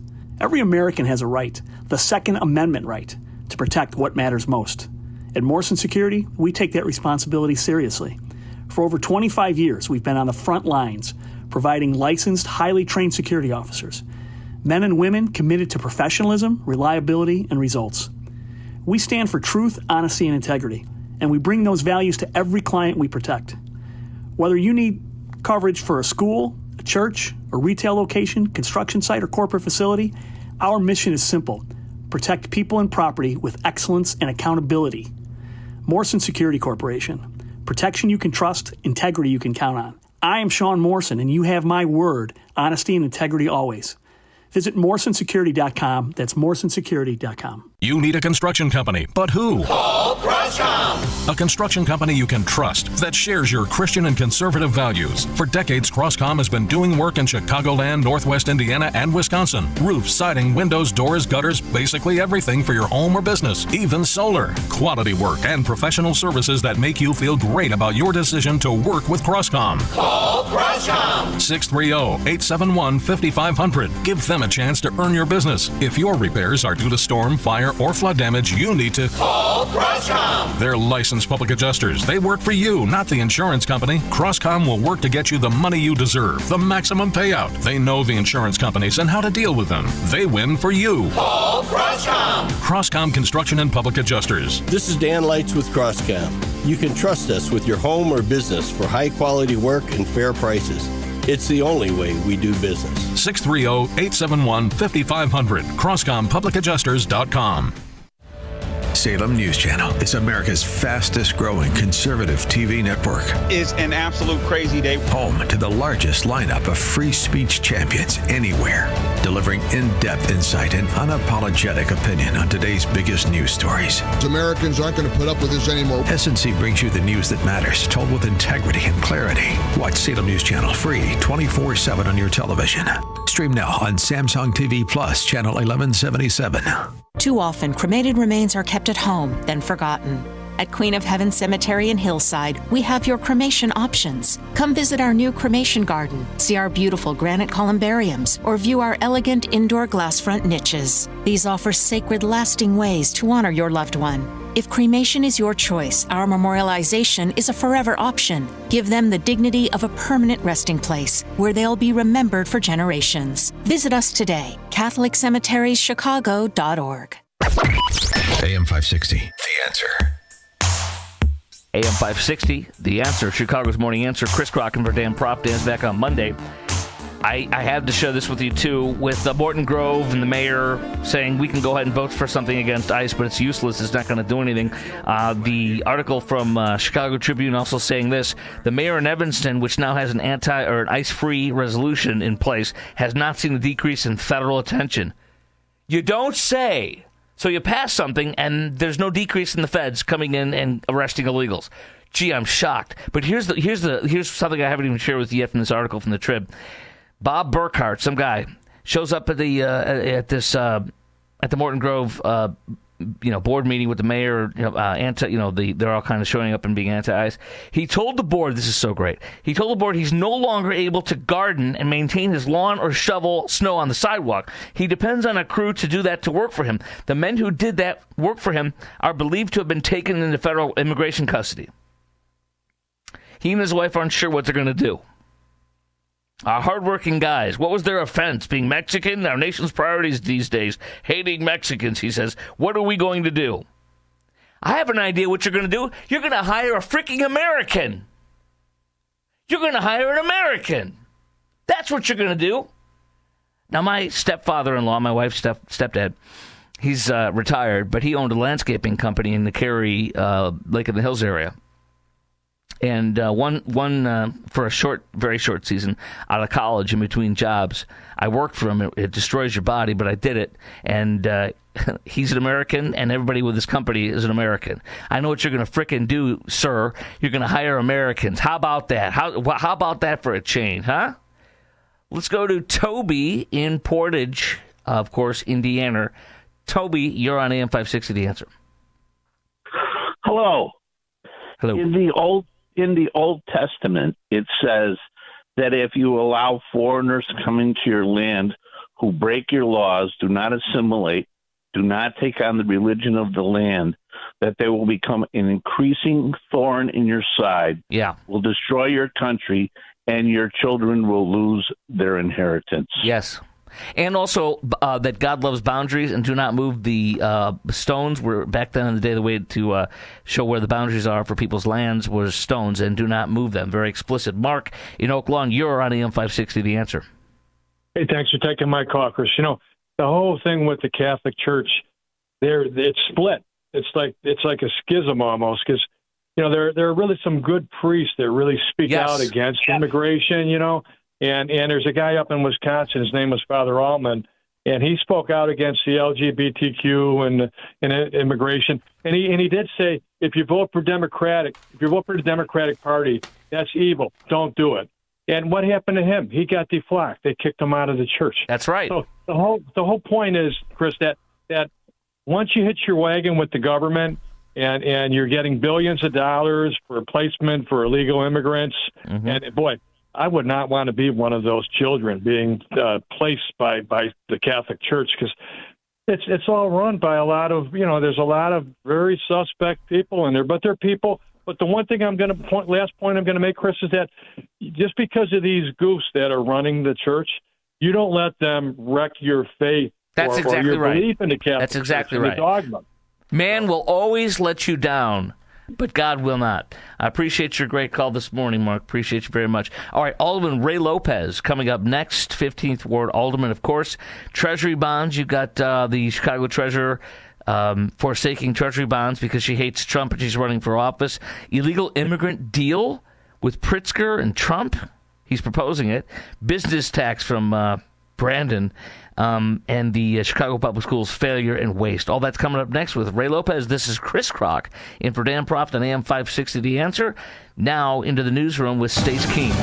Good morning. It is 42 degrees here in Chicago on AM 560 The Answer. I'm Stace Keene in the AM 560 newsroom. There could be some good news for commuters. The Metro Board of Directors has announced their budget, and it does not include any price increases. Metro's 2026 budget was increased thanks to new funding measures that were passed by the state legislature, which allowed Metro officials to plan for the next year without having to increase fares or cut services. The proposed budget is being sent to the Regional Transportation Authority for final approval. Teacher absenteeism rates are rising in Chicago public schools and remain high in public schools statewide. Citing data from the Illinois State Board of Education's Illinois Report Card, the Illinois Policy Institute says 43.2% of CPS teachers missed 10 days or more during the 2024-2025 school year. Statewide, 34% of public school teachers missed 10 days or more for the second consecutive year. News is a service of Air Right Heating and Cooling, offering AM 560 listeners $56 off any service, including inspections, or take advantage of limited time federal rebates on a new furnace. Visit Air Right Heating and Cooling today at AIR-RITE.com. Again, that's AIR-RITE.com. A check of the roads is coming up in 2 minutes on AM 560, The Answer. This week on Capitol Hill is the best way to get informed on everything going on with Congress. Hosted by Tony Perkins and the Speaker of the House, Mike Johnson. Senate Democrats knew the pain this would cause. They knew about the missed paychecks. They knew the uncertainty of making rent for so many people. They knew about the missed meals. They knew about delayed flights, and they did not care. Stay informed and become a regular listener. This week on Capitol Hill. Sundays at 1 on AM 560. The Answer.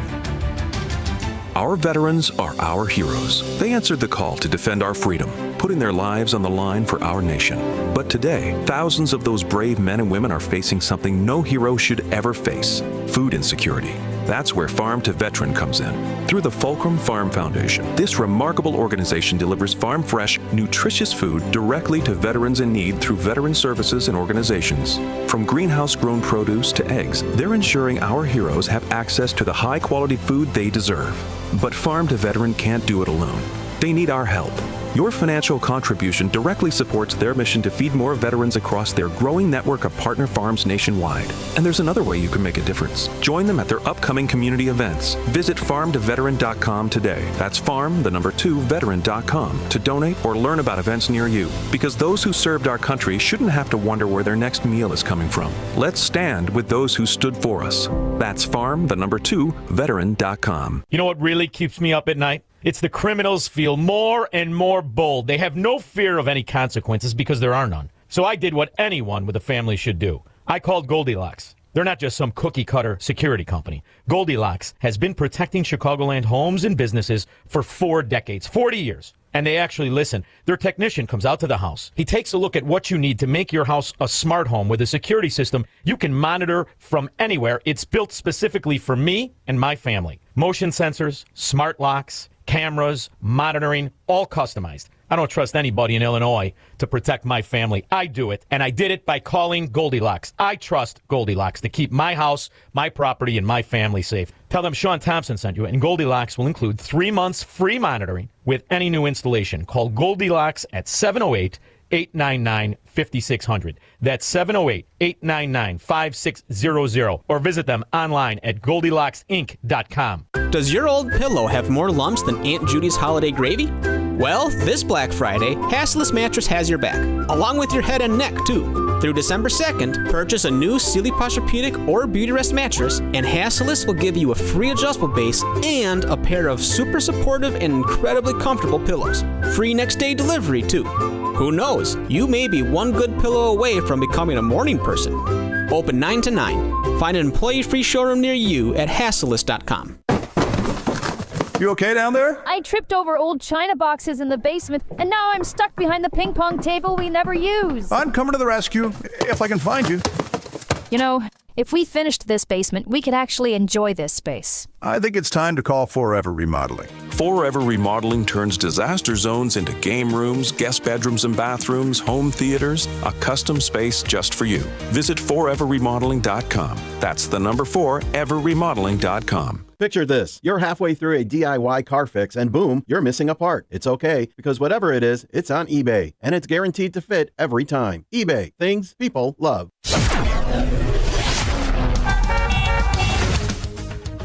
Taking a look at the roads from the Team Hochberg Traffic Center, I'm Sue Aller. Still doing really well on the Eden both ways from Lake Cook to Montrose. Inbound is 14, outbound is 13. The Kennedy, inbound from O'Hare to the Byrne Interchange, really not too bad. Inbound is 19, outbound is 28. Now the northbound Tri-State does slow down as you approach the outbound Eisenhower, and getting slow on the inbound Eisenhower from Wolf to the Old Post Office, 28 minutes. Outbound still looks good at 15. Inbound Stevenson from the Tri-State to Lakeshore is 21, outbound is 15. The Dan Ryan from 95th to the Byrne Interchange, 15 minutes, outbound is 11. This report is sponsored by Blindster.com. Kyle started Blindster in 2010 to make quality custom-made blinds affordable to everyone. Traditional window covering retailers are expensive. Blindster's prices are low and their blinds are guaranteed to fit. Blindster.com. Chicago's Morning Answer continues next, but now a check of your forecast from the National Weather Service. Today will be mostly sunny with the high of 64. Tonight, expect partly cloudy skies with a low of 57.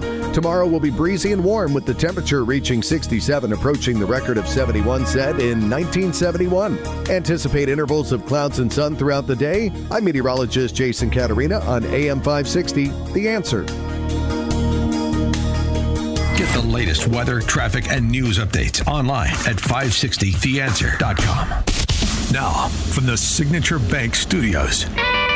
If you're looking for the latest news, insight into what it means, and the sharpest opinion, there's only one station in Chicago where you can turn, and it's this one. We're AM 560, The Answer. Oh, yeah. Oh, it's been a long time since I heard this one.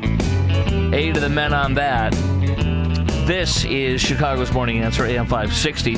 The Answer, Chris Crockett for Dan Proft. Dan's back on Monday as we rock your roll all the way into the weekend. Okay, Alderman Ray Lopez, it's hard not to be a fan of his. Joining us from the 15th Ward, of course, Alderman Ray Lopez. Hello, Ray. How are you, sir? Good morning, Chris. Happy Friday to you and all of the listeners today. Very happy Friday. So you're proposing something, a sort of a deal where the illegals who have been here for a long time, not coming in under Biden-Harris, but before that, been here without any criminal record for 10 years, pay a fine of $2,500, and then maybe work out a deal with Trump on that to say that they have amnesty or wherever they can stay here. But you are openly saying the Biden-Harris illegals need to go as part of that deal. If you want to expound upon that a little bit before I ask you a few questions on that. Yeah, sure. So about 3 weeks ago, I sent the President, Donald Trump, a letter stating that we can create a solution together, a bifurcated solution that addresses both the long-term individuals who have been here who don't have legal residency or status here in the United States, the long-term undocumented, versus the 15 million individuals who are granted legal protections to stay in the United States under the Biden-Harris administration through the manipulation of amnesty.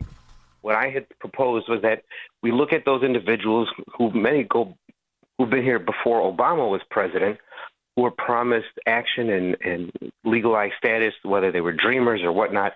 And let's say, look at their criminal backgrounds. And if they have clean, clear criminal backgrounds for at least 10 years and are willing to pay a fee to be, I said $2,500, then the president, with his executive authority, can give them a pardon and create a pathway for them to have legalized status so that, one, the vast majority who are not criminals, not dangerous to our country, can stay and actually start positively contributing to our economy, with our taxes and things of that nature. Anyone else who doesn't fit the bill, they can be shown the door, especially if they have criminal records. And then looking back at the Biden-Harris folks, what Joe Biden allowed was for their asylum cases to be heard 7, 8, 10 years from now. That's completely unacceptable because, one, we'll never find them. Two, they'll start having families, and per the Supreme Court, you can't separate families. So it's a de facto citizenship entry for them. Trump can change that. He's already started taking away their legal protections of 600,000 of them a few months ago, but there's more work to be done. So if you move their cases up, you realize that their claims are BS, then you could start sending them back to their country of origin. Alderman Lopez, one of the things that I think about in this is, and I know that we saw in reports that Governor Pritzker supposedly open to maybe talking to Trump about something like this. But do you really think Pritzker, would go anywhere near allowing the Biden-Harris illegals to be kicked out? Because he seems to not. No. Know what? No, he won't. I'm just going to stop you right there. No, there's no way that I envision Governor saying the migrant asylum seekers need to leave, because that has been a huge multi-billion-dollar cash cow for so many of the organizations and not-for-profit patronage networks that benefit the Democratic Party. And I honestly don't even believe that Pritzker would agree for what I said for the long-term undocumented, the mostly Mexican population here in the state of Illinois, because that takes away his ability to continue to point the finger at Donald Trump as the boogeyman and not as a man trying to find a compromise and a solution to a problem that basically has eluded almost every president before him. I want to ask you about something else, too. When you look at this incredibly stupid business tax, $21 per head, that Brandon Johnson wants to do. He went from, as you know, companies of 100 employees or more, $21 a head tax, to now saying, if you're 200 or more, he's just pulling arbitrary stuff out of his head. The destruction that this will do to businesses, to corporations who do a lot for the city of Chicago, it's unbelievable how horrible this idea is. Absolutely, and I have to correct you. I don't think he's pulling them out of his head. I think he's pulling them out of somewhere else. Yeah, I agree with you. Yep. But when you look at, it's easy to point the finger at Amazon. It's easy to point the finger at Walmart and say, the billionaires have to pay. That's great rhetoric for a socialist and a communist, right. But it doesn't really match reality. Because when you take, for example, just this Tuesday, I was at Soldier Field honoring our veterans with the mayor for Veterans Day. And Jewel Osco, a local company, was supporting a veterans organization. Now, Jewel Osco employs 35,000 people. Mm-hmm. So according to Mayor Johnson, they would have to pay the city of Chicago nearly $7 million a year. My gosh. Simply for the joy of operating in the city of Chicago. Now, I've heard the mayor talk about food deserts. I've heard plenty of people talk about disinvestment. And they always try to point the finger, though it's some big conspiracy, but it's not. When you have bad policies like this one that chase business away, that hamper growth and stifle our local economies, this is why people don't invest in neighborhoods, because they simply can't afford all of these surcharges, taxes, and fees that are compounded on top of the price of doing business. Alderman Lopez, I wanted to also ask you about this. I want to share with you a Tribune editorial about this. I'm going to read a few things and get your reaction. Corporate Chicago, they wrote, has committed to hiring 20,000 residents on the south and west sides over the next 5 years, an effort that goes well beyond their own employment goals. The business community already has invested $24 million in workforce development to prepare future employees for those jobs. To attempt to smear Chicago's civic-minded business community in order to plug a deficit with taxes on the very companies so crucial to Chicago's future and which have stepped up so impressively in the recent years on the number one issue facing the city is nothing less than appalling. Going on, they write, we hear that members of Brandon Johnson's administration, are telling alders the same business community that voluntarily offered an eye-popping $100 million to scale community violence intervention in Chicago's neighborhoods, most afflicted by gun violence, has not stepped up sufficiently.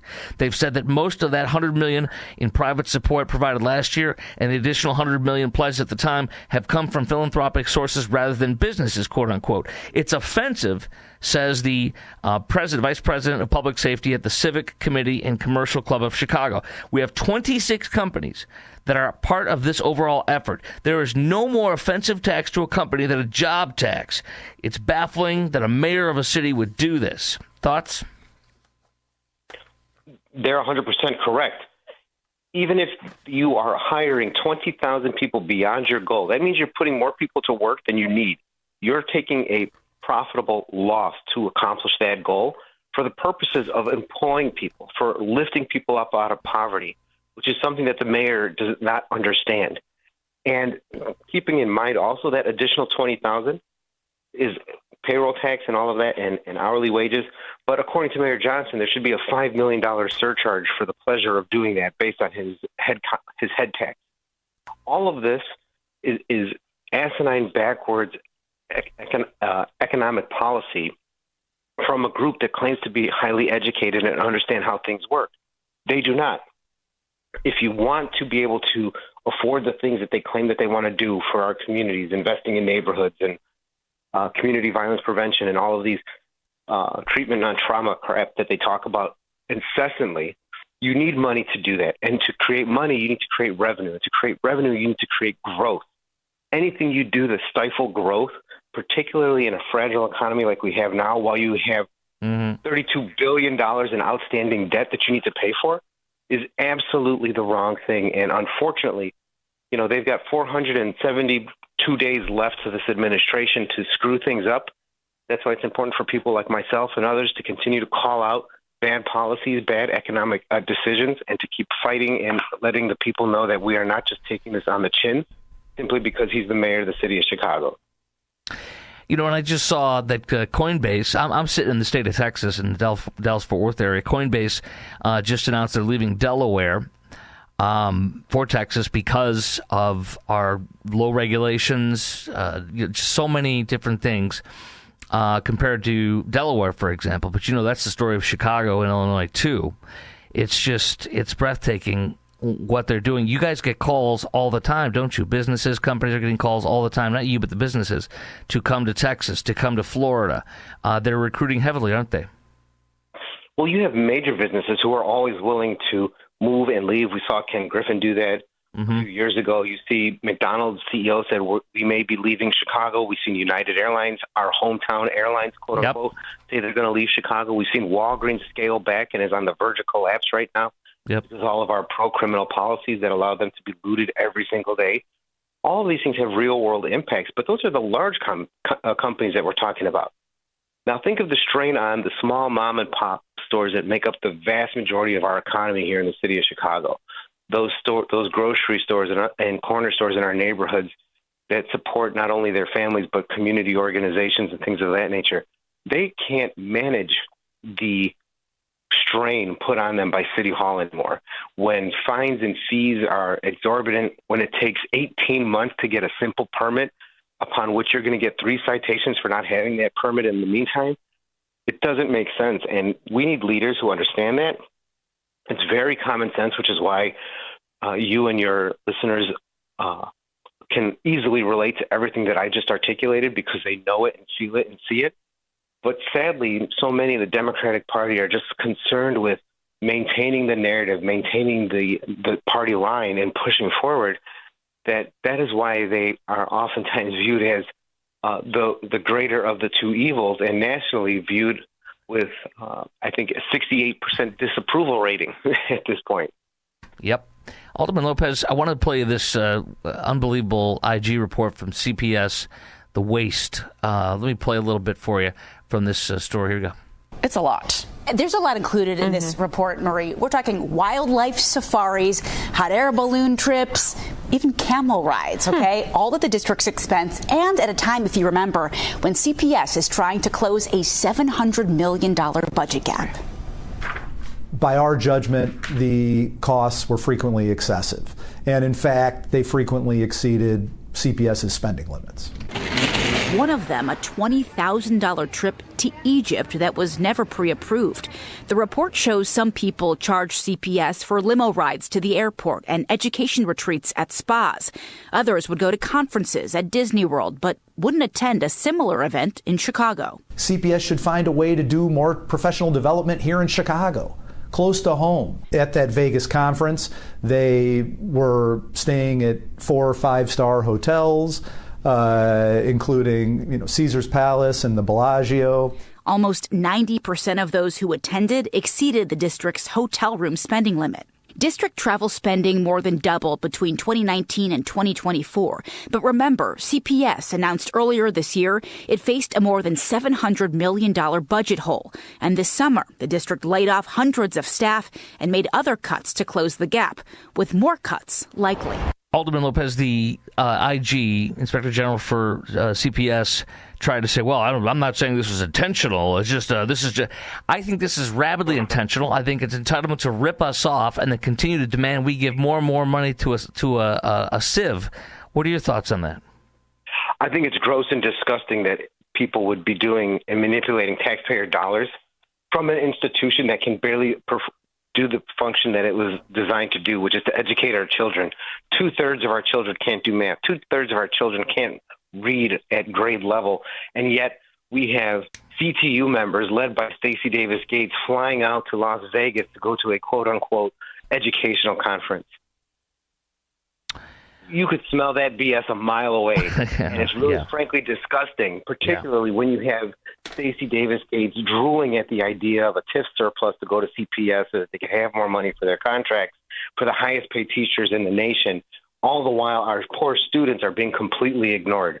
And mind you, private schools, Catholic schools, have better test scores, have better educational systems for about 1/3 of the price of what we're providing Chicago public school students.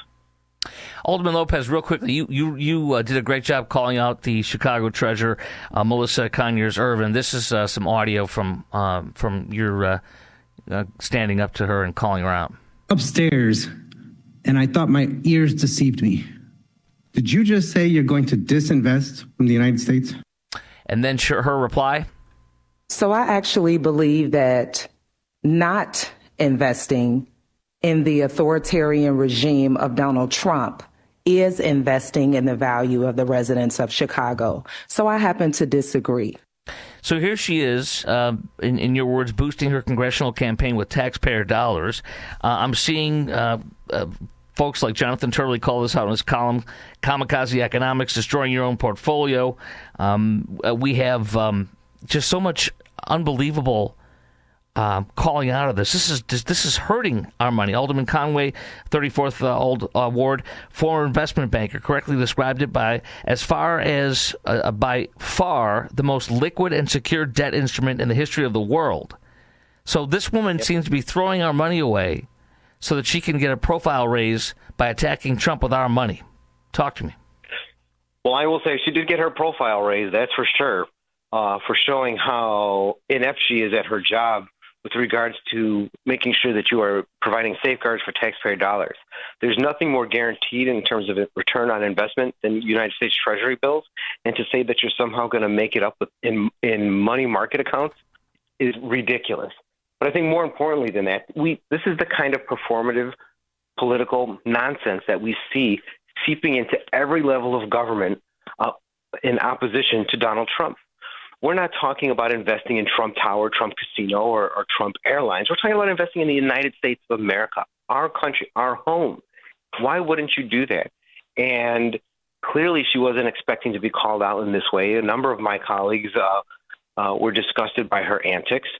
And we are going to be taking measures today to ensure that, one, we're going to continue to invest as a city in the United States Treasury, that we're going to also follow the president's lead in divesting from those groups that we should be avoiding in terms of our investments, like the cartel or linked organizations that Donald Trump just announced yesterday, as well as various CCP organizations that help provide fentanyl ingredients to drug traffickers. That's who we should be divesting from, not the United States of America. Alderman Ray Lopez, really a pleasure to have you on. Thank you for continuing to call out this insane BS, waste, and graft. Thank you for coming on today on The Answer, okay? Thanks, Chris. All right. Have a great day. Okay, just what a bunch of sick things that we're talking about going on with the bilking of taxpayers, wasting our money, all sorts of stuff.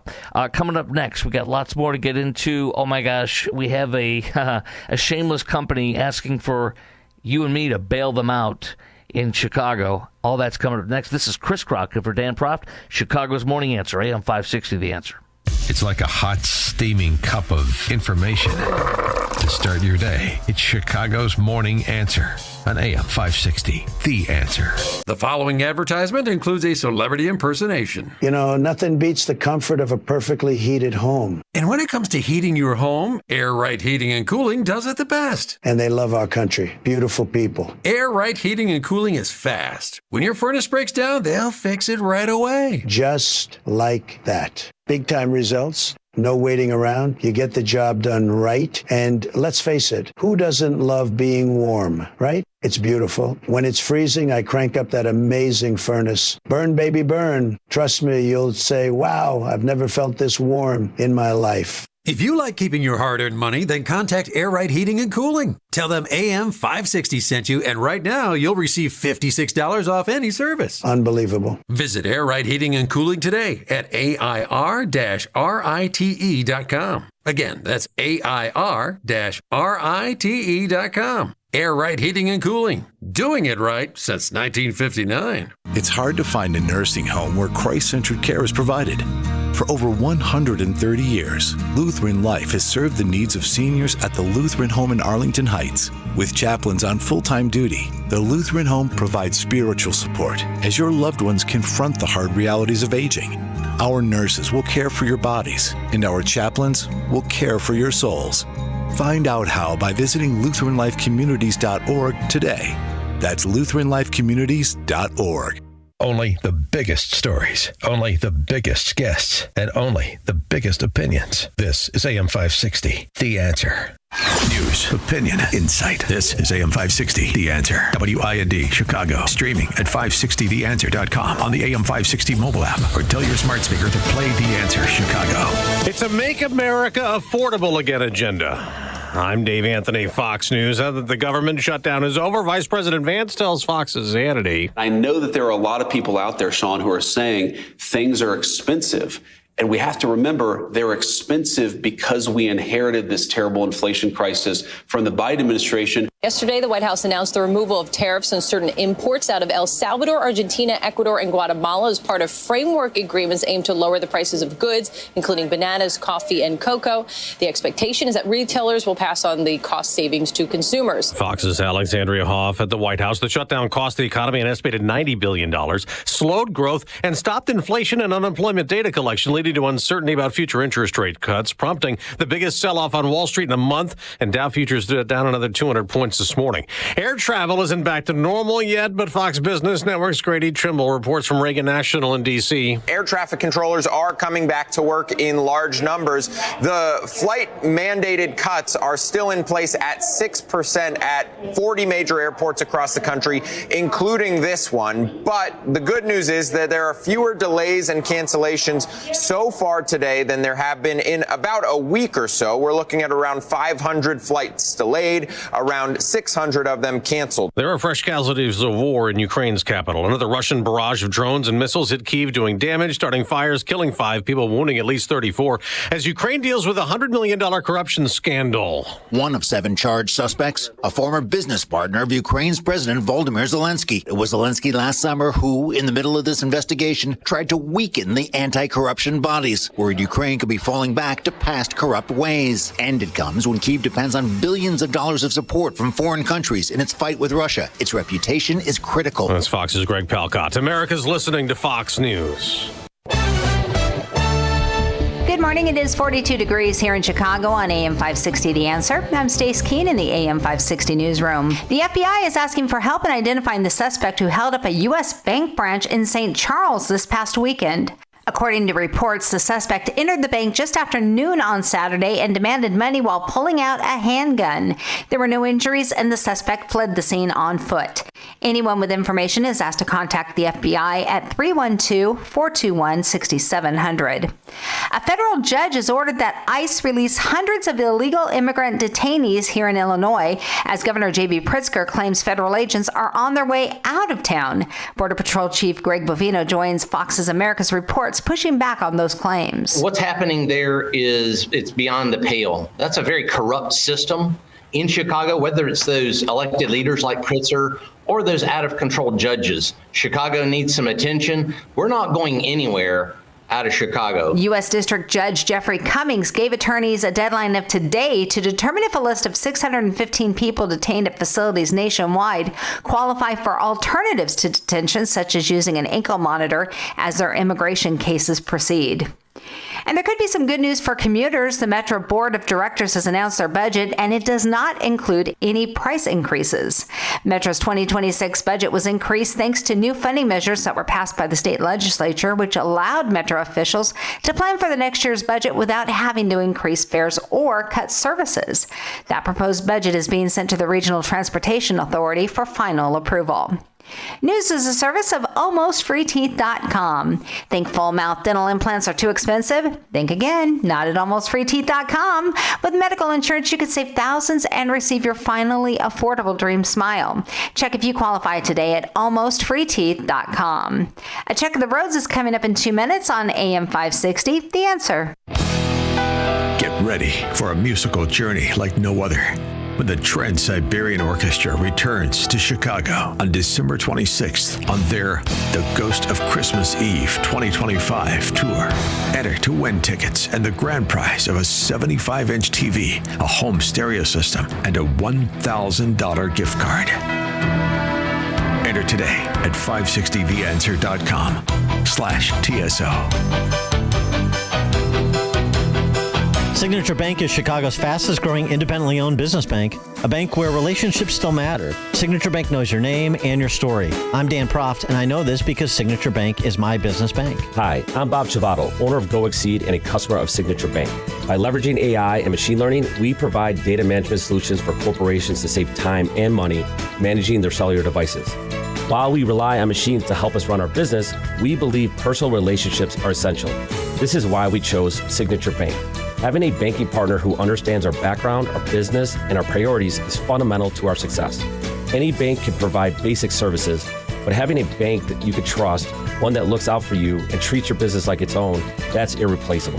Signature Bank helps local businesses succeed. Want to learn how Signature Bank can help turn your business vision into reality? Call Signature Bank at 773-467-5600 or visit signaturebank.bank. Member FDIC, Equal Housing Lender. Living with everyday pain is like having a voice that always says, no, you can't do that. No, you better sit this one out. It's no way to live. So if pain is affecting you, see how Relief Factor can help get you back to life on your terms. One where you say yes a lot more. Relief Factor is a daily supplement that fights pain naturally. Developed by doctors, Relief Factor's unique formula of natural ingredients does not just mask pain, it helps reduce or eliminate it for good. Whether it's your back, neck, joints, or muscles, Relief Factor can help you, as it has for so many others. So call 1-800-4RELIEF and give Relief Factor's 3-week quick start a try. It's only $19.95, less than $1 a day to get your life back. Just go to ReliefFactor.com or call 1-800-4RELIEF. That's 1-800-4-RELIEF. And see how you can say yes to more of everything you want. Are you tired of tech headaches slowing your business down? Unique Computing Solutions has been the go-to IT team for businesses in Illinois and Northwest Indiana for nearly 30 years. Your systems should be running smoothly, your data secured, and your communications streamlined. Visit our website today at UniqueComputingSolutions.com. That's UniqueComputingSolutions.com. UniqueComputingSolutions.com. Your IT challenges solved. Want to see if you could pay less in taxes? Try the quick and easy tax calculator at willsave.com. Yes, a free tax calculator. That's WILSAVE.com. Calculate how you could keep more of your hard-earned money and give less to Uncle Sam, especially in retirement. Get your free tax analysis today at willsave.com. And don't forget to tune in to Protecting Your Assets with Steve Shyman every Saturday morning at 8, right here on AM 560, The Answer.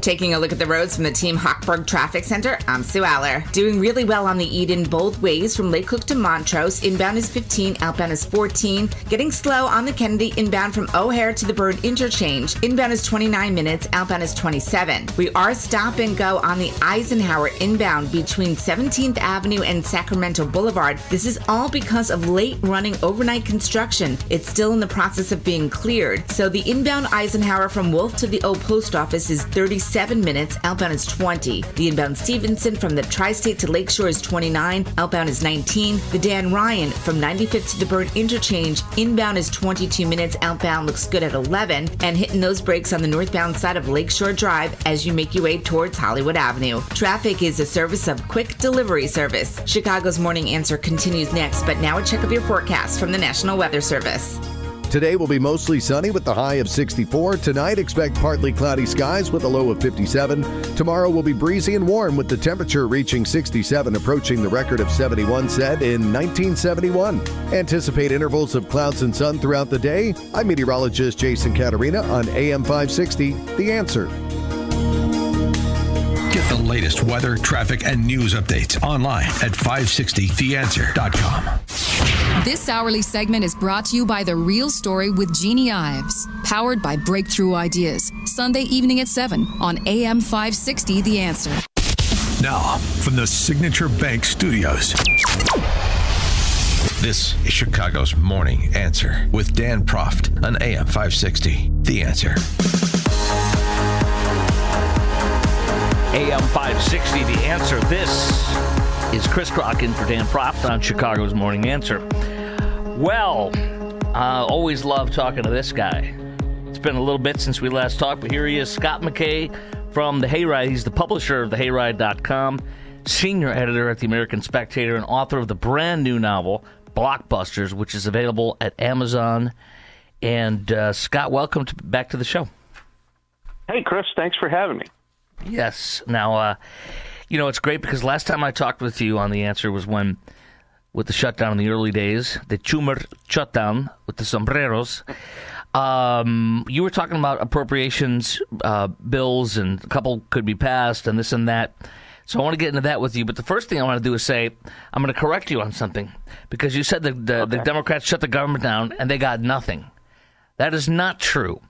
They got, for example, let's see here. Where is my... hold on one second. I got a couple different pieces. Here, I'm going to play you something. This is a little montage, but you got to wait for the best part. Hold on. This is a moral choice. A choice by the Trump administration built on cruelty.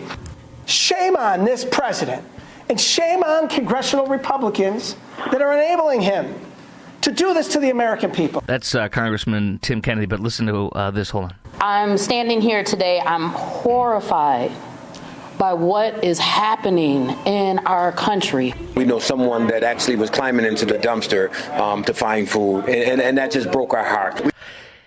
So they did do something. They had people climbing through dumpsters to get food. They did get something out of it. They got that, and they got this obese woman who's 100-plus pounds overweight standing on a street corner in New York City saying this.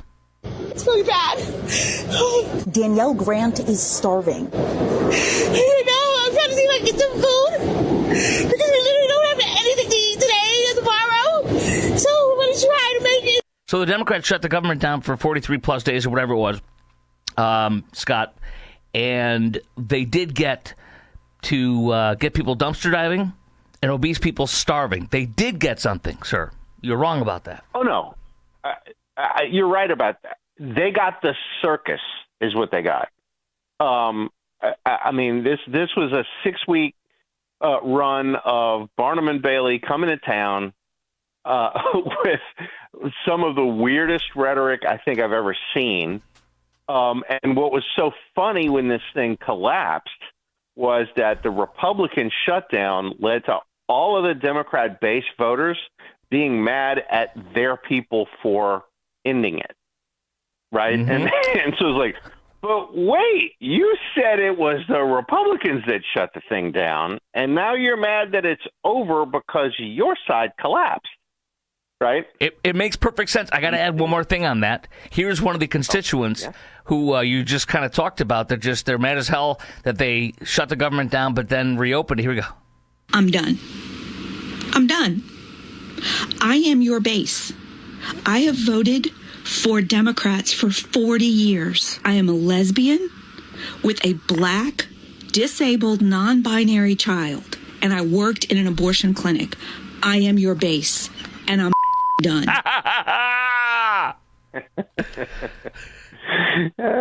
Happy Friday, lady.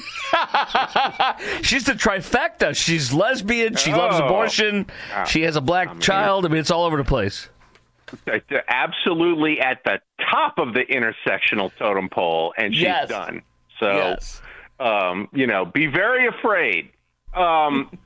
It's one of these things where, first of all, we know that they held this thing this thing down until after that election cycle so that they could win. I mean, they had to win Virginia, and they didn't really have the candidates to do it because Abigail Spanberger is a mess. Yes. I mean, you talk about an absolute with zero charisma, this woman, and she was up against Winsome Sears, who isn't a great candidate, okay, but it's not that, like, Sears scared them because she was another Glenn Youngkin.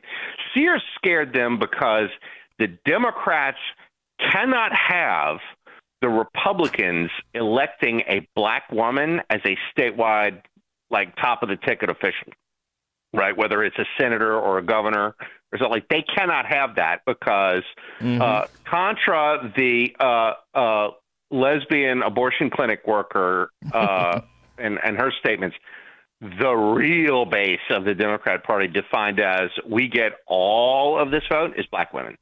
And so when Winsome Sears runs and wins as lieutenant governor, that was bad. Winsome Sears running and winning as governor of Virginia, like, that's much worse. And so they had a lever, which is you have all these federal workers in Virginia that are out of a job for 6 weeks with the shutdown, and they have nothing to do, since the vast majority of them are going to be Democrats. They have nothing to do all day but get involved in that election. And so you had an absolute flood of campaign workers, and you had a flood of voters who were super motivated.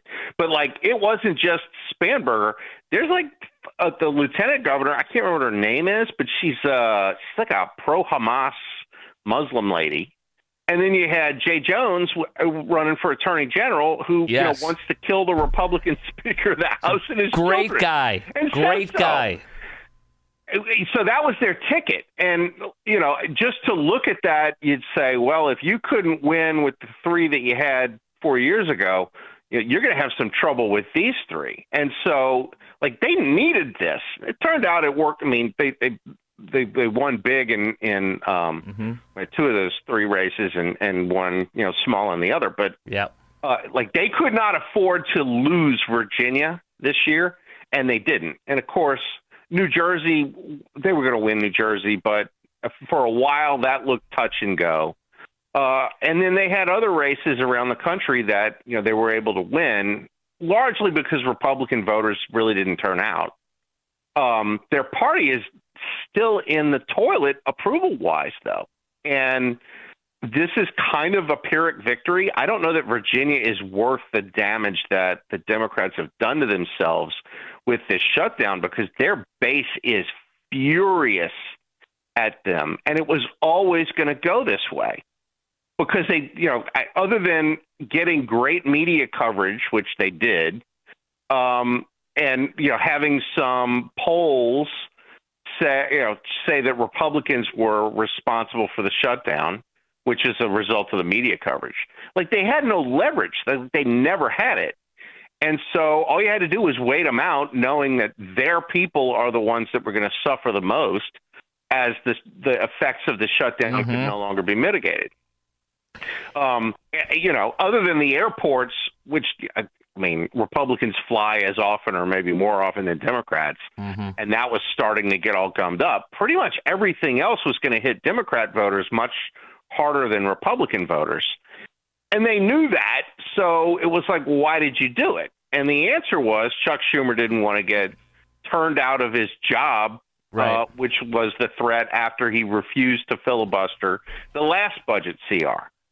And so he said, okay, well, I'll give you what you want. And he did, and it didn't really help him to help the government close for 6 months or 6 weeks, because they really don't like him now.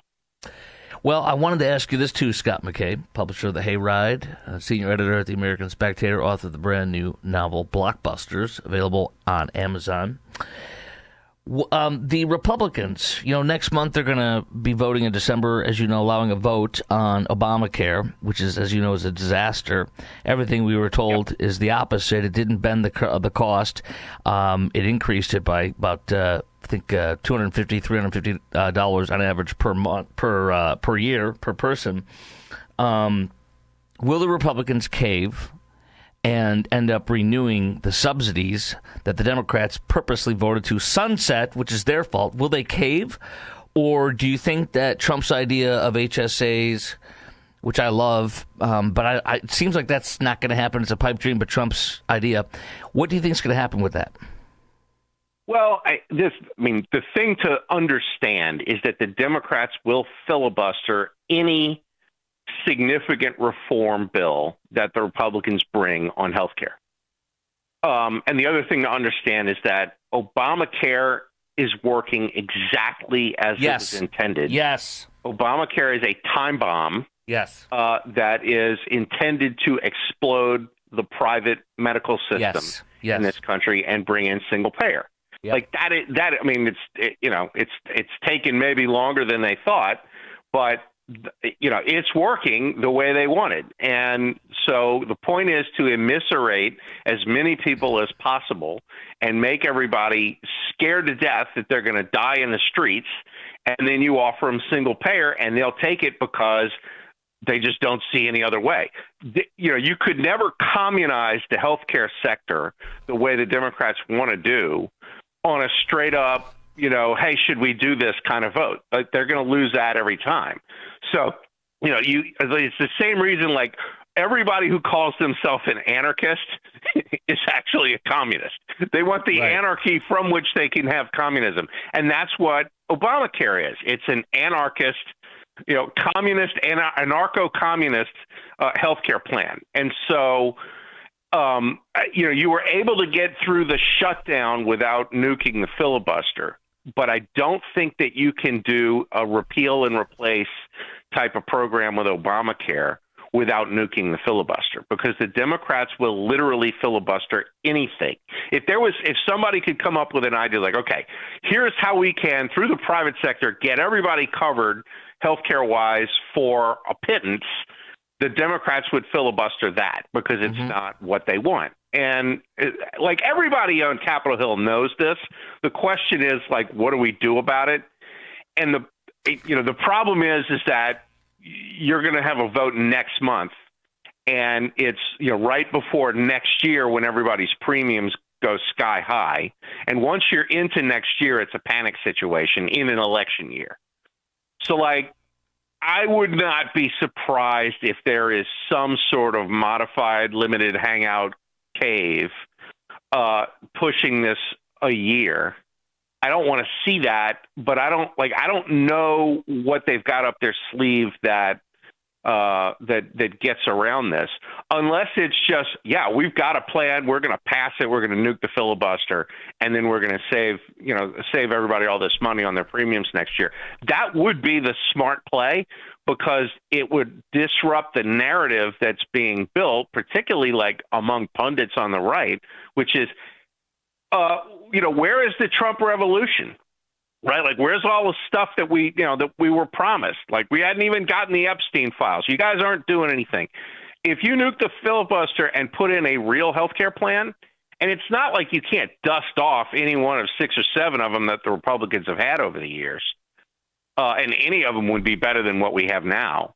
If they were to do that, then I think it would open some eyes.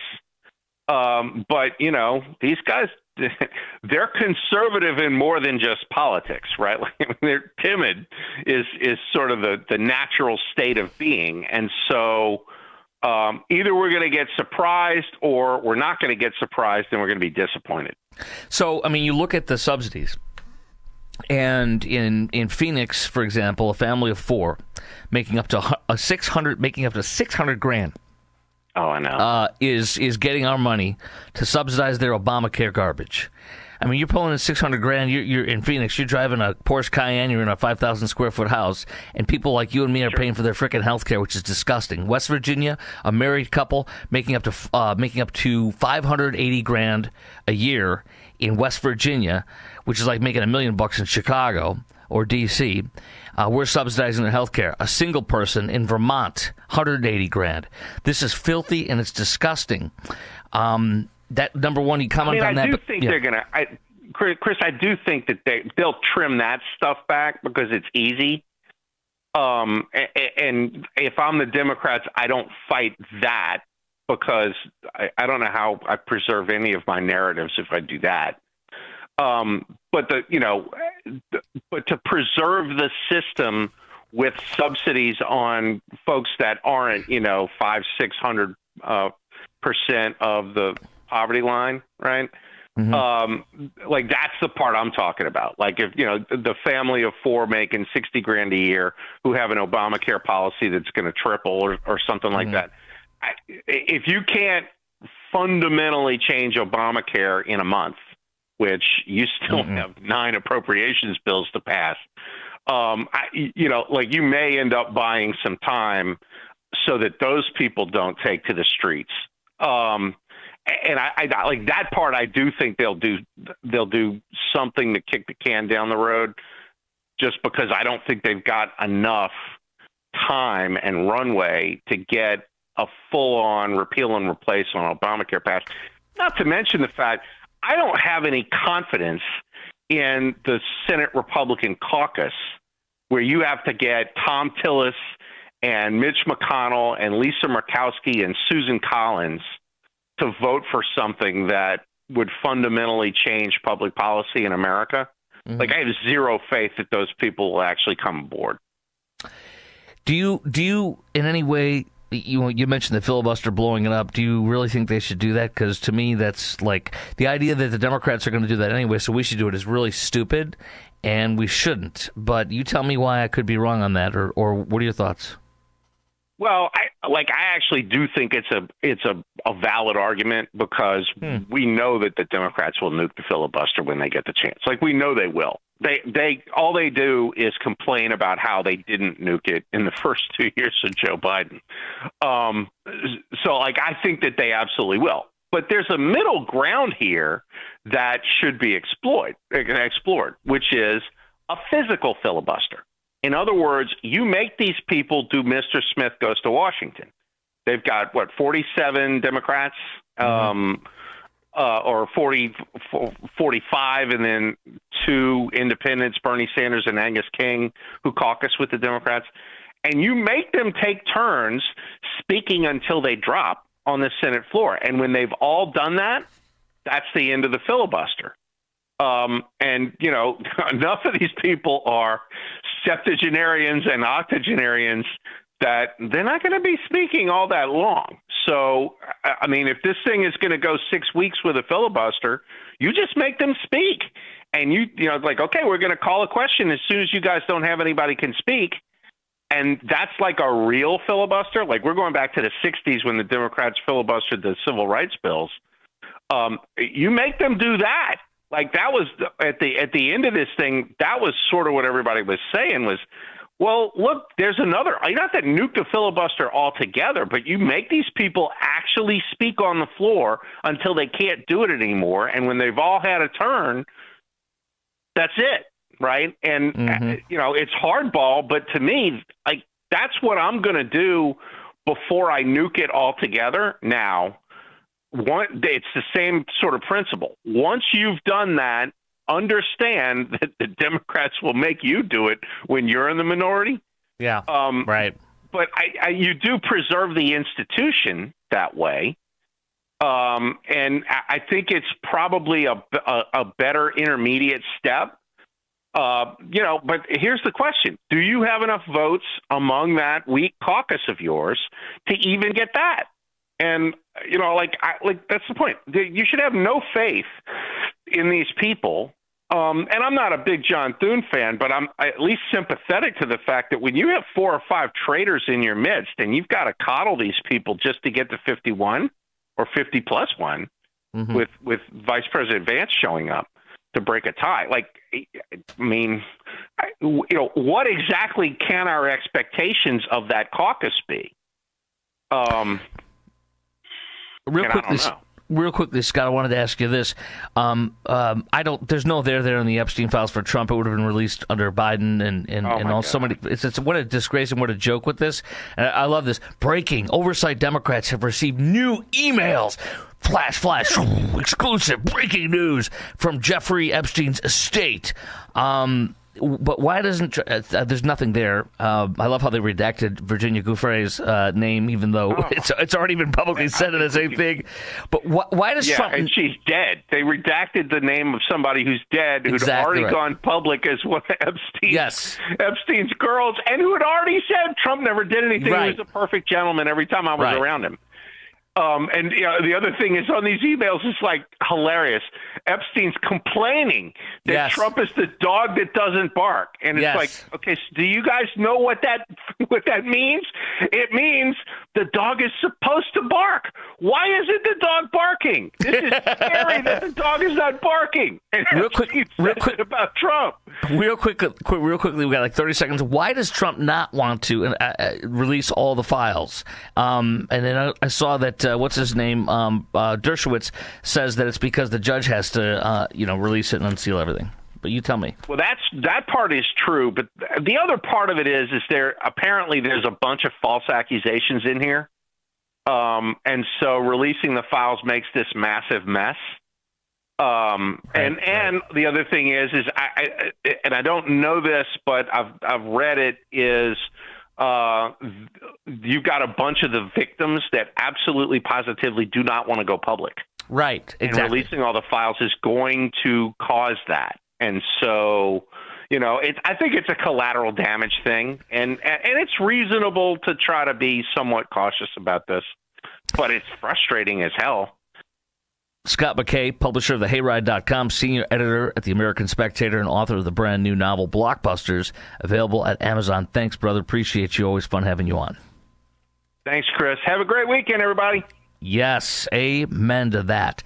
Up next, America's bishops, Catholic bishops, express opposition. It's a rare thing for them to come out and make a big statement. They did, and it's all about the illegals. That is coming up next. It's Chris Crocken for Dan Proft on AM 560, The Answer. There's only one radio show in Chicago talking about today's biggest stories and telling you what they really mean. That show is this one, Chicago's Morning Answer on AM 560, The Answer. A voice for the new right, charting a new path forward for American conservatism. It's the Josh Hammer Show. What is the alternative to engaging with your political opponents, to hearing out their criticism in as happy warrior-like fashion as you can have it? The day that we replace that with, God forbid, with violence, that's how republics die. There is nothing good down that road. The Josh Hammer Show on the Salem Podcast Network. Subscribe today on Apple, Spotify, YouTube, or at SalemPodcastNetwork.com. Why would you take your precious metal collections to some fly-by-night roadshow that rolls into town once a year? The only thing you need to do is follow the road to Fox Valley Coins and show your gold or silver to Marlin and the team. Gold is at an all-time historical high, so don't keep sitting on your coin hoards or old jewelry that you've been saving to sell when the time is right. The time is right now. Prices have never been better on most collector and gold coins. Fox Valley Coins in Naperville is trying to keep up with demand. So they're paying the most ever on not only most gold coins in bars, but also those old coin collections. You might have scarce dates or higher grade coins, so take advantage of the record high market price and the demand now. Whether you're buying or selling, or just want to find out values, trust the team at Fox Valley Coins. Fox Valley Coins is on Route 59, just one light north of I-88 at the Naperville-Warrenville border. Family-owned integrity since 1981.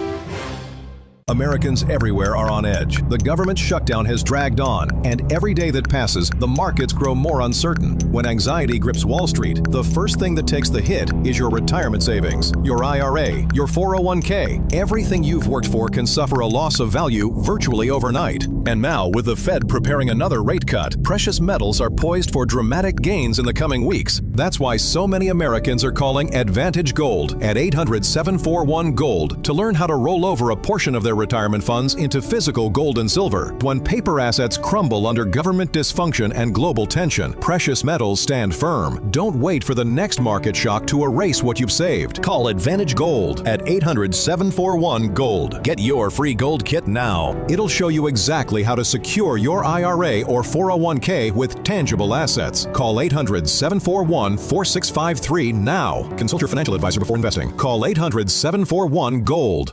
It's news, opinion, and insight at the speed of your life. Streaming at 560theanswer.com on the AM 560 mobile app, or tell your smart speaker to play The Answer Chicago. Good morning. It is 44 degrees here in Chicago on AM 560 The Answer. I'm Stace Keene in the AM 560 newsroom. Perfect way to start a weekend. Lots of sunshine today, highs reaching 63 degrees. The CTA Blue Line is moving slow today due to an earlier medical emergency near Logan Square. The trains are moving. However, CTA officials say to plan for some extra time for your commute this morning. Chicago police say a 61-year-old man has died after being shot early today. According to reports, that man was found in a gangway at an apartment building in Chicago's Auburn Gresham neighborhood. The man had been shot in the chest and was unresponsive when aid arrived. There are no suspects in custody at this time. And a federal judge inspected the ICE facility in Broadview yesterday as part of a lawsuit claiming detainees in the facility were living in terrible conditions. A federal judge ruled last week that ICE officials had to improve conditions at the facility. DHS Assistant Secretary Tricia McLaughlin has called the accusations a hoax. News is a service of AlmostFreeTeeth.com. Think full mouth dental implants are too expensive? Think again. Not at AlmostFreeTeeth.com. With medical insurance, you could save thousands and receive your finally affordable dream smile. Check if you qualify today at AlmostFreeTeeth.com. A check of the roads is coming up in 2 minutes on AM 560 The Answer. Scott Jennings sees more pressure on the Democrats. Major political problems for Democrats. The country's largest union representing federal workers is calling for Congress to pass a clean continuing resolution to get the government open again and to get federal workers paid. This will ratchet pressure up on the Democrats to perhaps give in. The Scott Jennings Show. Weekdays at 1, right before Hugh Hewitt at 2 on AM 560. The Answer. Hi, I'm Ken Mariotti, owner of Woodland Windows and Doors, a third-generation family-owned business since 1969. We know you're bombarded by choices when shopping for new windows or doors, so we're inviting you to experience the Woodland difference. For decades, we have been transforming living spaces with Marvin Windows, a fifth-generation family business. Marvin replacement windows have been known to increase the warmth of your cold rooms by 10 degrees. Think about that, 10 degrees warmer.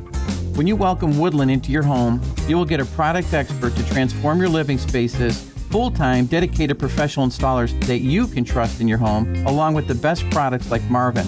These are the reasons we're proud of our 5-star reviews and family legacy. No gimmicks, no pressure, and upfront pricing are why Woodland Windows and Doors is your trusted window and door expert in Chicagoland. Visit woodlandwindows.com to book your free in-home expert consultation.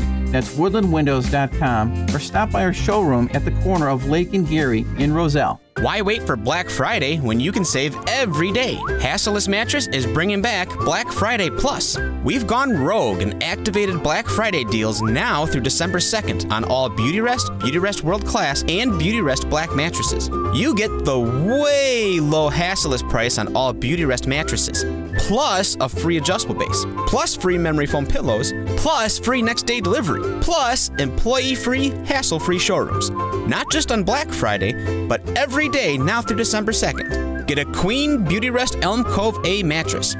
Other stores sell it for $1,650, but our Black Friday Plus price is just $794, plus free adjustable base, plus free memory foam pillows, plus free next day delivery, and a great night's sleep for way less. Bust down our door for Beautyrest Black Friday Plus through December 2nd at Hasseless Mattress. Open 9 to 9. Find an employee-free showroom near you at hasseless.com. If you are 65 or older, you know this. Inflation is hitting everyone hard right now, especially when it comes to healthcare. Over the last 10 years, healthcare costs have skyrocketed by, get this, 230%.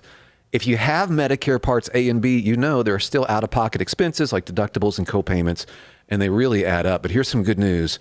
MediShare 65 Plus is designed to fill in those gaps and help protect you from rising healthcare costs. At only $99 per month up to age 75, you get peace of mind at a price you can afford. And MediShare is trusted, too. It's been around 30 years. It's not some big impersonal thing.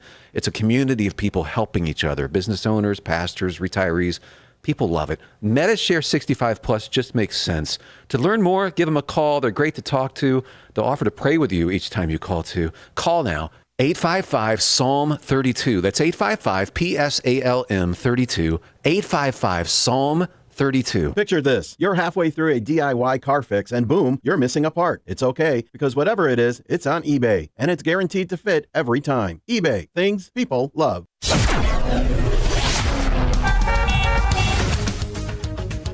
Taking a look at the roads from the Team Hochberg Traffic Center, I'm Sue Aller. Troubles on the Eisenhower stop and go inbound as you make your way towards Sacramento Boulevard. Then the exit ramp to get off onto Sacramento Boulevard is closed with late running construction. So the Eisenhower inbound from Wolf to the old post office, 33 minutes. Outbound, though, still looks good at 16. The Kennedy is a little bit slow both ways. Inbound from O'Hare to the Byrne Interchange, 33 minutes. Outbound is 32. The Stevenson inbound from the Tri-State to Lakeshore is 29 minutes, outbound is 20, and you've got 23 minutes inbound on the Dan Ryan from 95th to the Byrne Interchange. Outbound is 11. This report is sponsored by Blindster.com. Looking for affordable blinds, shades, or shutters for your home? Don't hire an expensive pro. Check out Blindster.com, where they offer custom-made window coverings at guaranteed low prices with a team of pros ready to help you every step of the way. Blindster.com. Chicago's Morning Answer continues next, but now a check of your forecast from the National Weather Service. Today will be mostly sunny with a high of 64. Tonight, expect partly cloudy skies with a low of 57. Tomorrow will be breezy and warm with temperatures reaching 67, approaching the record of 71 set in 1971.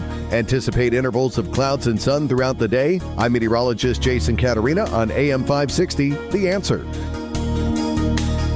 Get the latest weather, traffic, and news updates online at 560theanswer.com. Now, from the Signature Bank Studios. Only the biggest stories, only the biggest guests, and only the biggest opinions. This is AM 560, The Answer.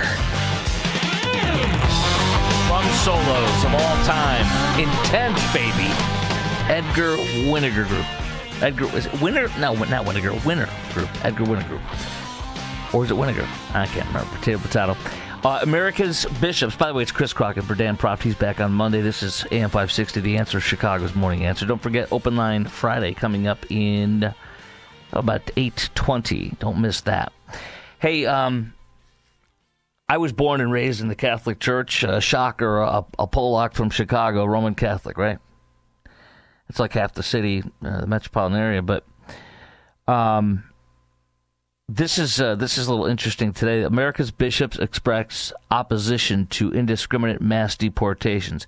They don't do this at all very often, releasing a statement. The U.S. Conference of Catholic Bishops. This is the last time they did this was in 2013 with a federal contraceptive thing that they called out. But now they voted 95% of the U.S. Conference of Catholic Bishops said we oppose the the indiscriminate mass deportation of people. A direct political statement in support of illegals. We lament, they say, that some immigrants, a.k.a. illegals, have arbitrarily lost their legal status. We are grieved when we meet parents who fear being detained, when taking their children to school, and when we try to console family members who have already been separated from their loved ones, says the U.S. Conference of Catholic Bishops. The statement also recognized the governments have a responsibility to regulate their borders, but the Conference of Bishops Committee on Migration Chairman Bishop Mark Seitz says in his address to the brother bishops, he said he directly criticized President Donald Trump's administration for carrying out the campaign promise of mass deportations. Well, couple things. An unprecedented invasion for 4 years begets an unprecedented deportation. And what the Catholic Church is doing now is coming out with the U.S. Conference of Bishops and saying, we support the 4-year invasion from 12 to 20 million illegals into this country. We support that. And yeah, with that comes radical Islamists like from the Islamic Republic of Mauritania who will shoot and kill a Jew who has the audacity to walk on the Sabbath to his place of worship with a yarmulke, a kippah on his skull, shoot and kill him in the city of Chicago. Yeah, there's people that murder and kill and are from Tren de Aragua. But you know what? We support this. I thought about my mom. I'm now a Protestant Baptist, but it doesn't matter. This could be your church, whether you're Catholic or not. I thought about my mom, who she says, they're looking for. She is. My parents attend Catholic churches. Just like me, I was born and raised Catholic. They were, and they still are. And they're looking for money for a building fund to build some buildings at the church. And she said, what do you think? And what do you think I should do? And I said, well, I think you should go meet with the lead. Pastor there, the father or whoever's in charge of the church, and sit down with him about it and ask him without tipping your hat on what your position is with the illegals. Ask him about the building fund, and then say, hey, what are we helping migrants? Don't say illegal immigrants. Don't tip your hat. And then, what's the church's position on that here? And are we using money to help migrants? And then if he says, oh, yeah, we're big supporters of that, then you say, well, I'm not comfortable giving money to the church or for the building fund because I don't want my money going to support illegal immigration. I'm very much against that. That's what I recommended, And I just wonder if you are comfortable giving to a church, whether it's a Catholic church or not, that is openly supporting a criminal invasion, an invasion of illegals? How could you give money to them? And would you be comfortable doing that? Because there's no way in heck I would ever be comfortable giving any money to a church that I belong to or that I wouldn't want to be in that would support open, massive, illegal invasion from illegal migrants. And this is an open public statement, a rare vote. 95% of the bishops said, yes, we support this illegal invasion.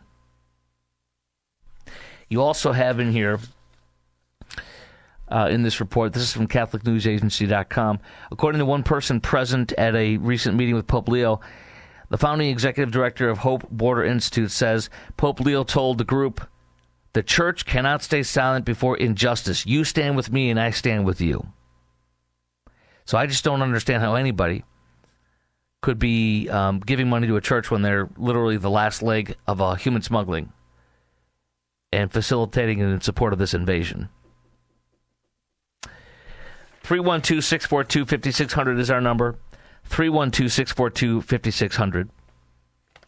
I also have so much more on the illegals. We got that daycare teacher this morning released by ICE on bond, the one who fled the authorities and tried to go into the school there with the children and use them as a human shield, putting them in jeopardy.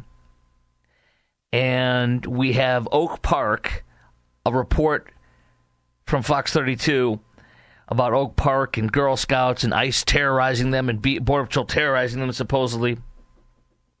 In Morton Grove, stupidity going on, asking the mayor to vote for or to put through a statement on illegals and make some vote and make it an illegal-free zone, all this bogus BS.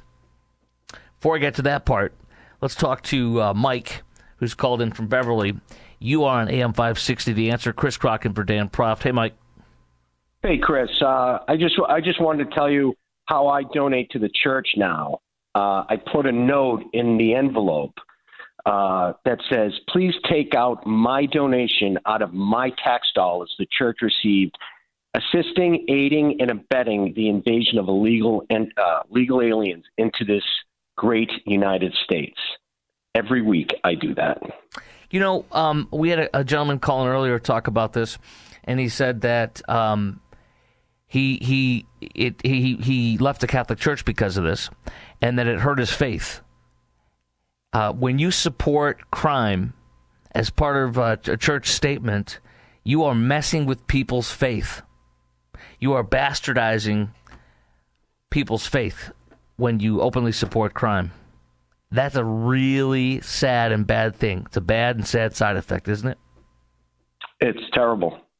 But appreciate your. Oh, sorry, Mike. Appreciate your call, sir. Let's go to Donna Marie on the South Side. You're on AM 560. The Answer. Chris in for Dan. Hello.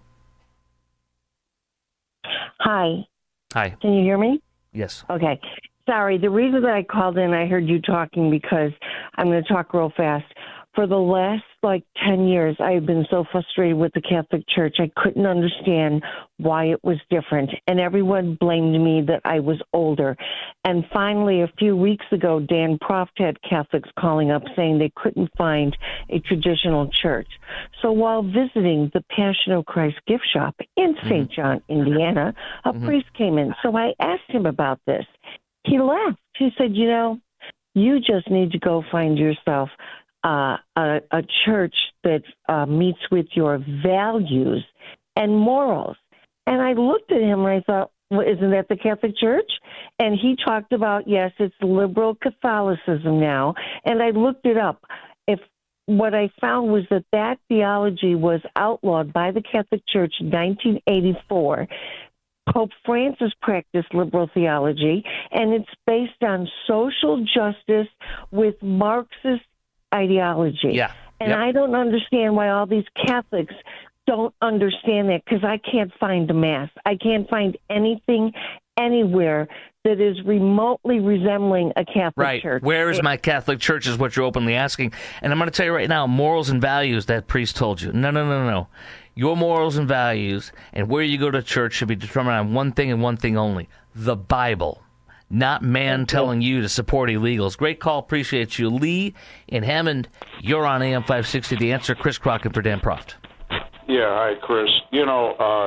Catholic Charities is one of the biggest funders of this invasion that happened during the Biden administration. Yes. Hundreds of thousands of kids have disappeared. God knows where they're at. A lot of them are probably dead.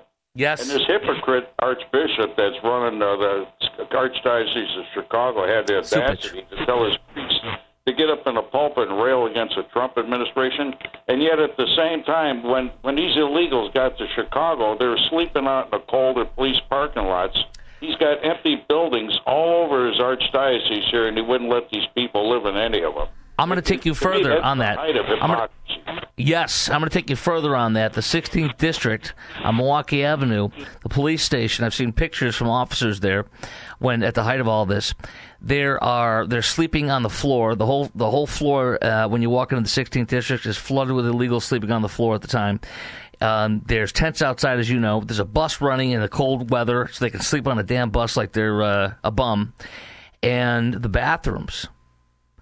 You got to hear this. The bathrooms at the 16th District at the time had hair all over the floor because illegals were cutting their hair in the bathroom, just covered with hair. There are milk cartons that our cops and citizens in Jefferson Park and that part of Chicago, there are citizens that have to step on milk crates to step over illegals that are all over the floor. So what is the priority of the city of Chicago at that time? It is illegals who have no business being here, supported by the Catholic Church, overtaking what should be a place for you and me to be served by Chicago's finest. How humiliating, embarrassing, and pathetic for our police officers, and how disgusting for us trying to get our service to have our communities safe and to meet our needs for the taxpayers, for the taxes we pay for. It's disgusting what happened there. Let's go to Scott in Frankfurt. You're on AM 560, The Answer. Chris in for Dan. Hey, good morning. Hey, my opinion with this whole immigration thing and the Catholics, their position on it, it's all about the tithing. They proved to us, decades ago with the scandal with the priests that they're willing to do anything to protect their money. And these illegals that come over, they're Christian, Catholic. They have a more opportunity to make money here in America, and they probably tithe their portion that they're supposed to tithe to the local churches. They don't want to give up that money. They know they don't have any opportunity to make money back where they're from. I really do believe this. A bunch of this is money based. Scott, I appreciate your call. Let's go to Susan in Highland Park. You're on AM 560, The Answer. Hi, good morning. Hi. I definitely am someone who's not for all of Earth coming through our border, which is what could happen with our open border scenario. But I was raised by a very devout Catholic, and she was an intellectual in her time. She always did not side with the priests of the Catholic Church and the administration when they would talk about things like the border. She thought, essentially, they're crazy. They don't take into accounting what the toll is on our country when you have this approach and this policy of an open border. And instead, they do fall into that common denominator of, serving the vulnerable. And there's a major blind spot as part of that. And it's something that she said it will never change. And it's a default. Sorry to interrupt. Serving the vulnerable should be the members of the church and should be people that are open to hearing the gospel. And serving the vulnerable in the community, the church members first, the community second, if they're open to hearing the gospel. George in Will County, you're on AM 560, The Answer. Chris Crockett for Dan Proft. Good morning, Chris. Thanks for taking the call. Mm-hmm. My question is to every Catholic, and for that matter, any Christian. If, in fact, you've still been supporting the churches when they've allowed the abortion, the actual murdering of young children in the womb, if you've still been supporting these churches that have been moving around sexual predators, why shouldn't this be any different? Mm-hmm. Because Good point. The drugs, the gangs, and the murder, that is just another branch of this whole liberal or communist Marxist attitude. So if you're supporting a church, I don't care if it's Catholic, I don't care if it's Islam, I don't care if it's Hindu. If they're supporting any of those items, you should not be inside those doors. Great point. Totally agree. Appreciate your call. Let me get to this. Morton Grove board meeting, leftist pro-illegals saying we demand you pass ice-free rules in Morton Grove. Well, the Mayor Whitko, saying the quiet part out loud, what's being asked of us tonight would not change the reality of the situation. The village does not have the authority, as you know, over federal agents and their operations. Placing signs and making proclamations would be purely symbolic. The leftist pro-illegal said, yeah, but we got to do something, even if it's useless. My favorite piece, though, in this story from the Tribune, a man told the board, he's elderly, he is no longer able to garden and maintain his lawn or shovel snow on his sidewalk. He depends only on a crew to do the work for him. The men who did that work for him are believed to have been taken into federal immigration custody. Our hardworking guys.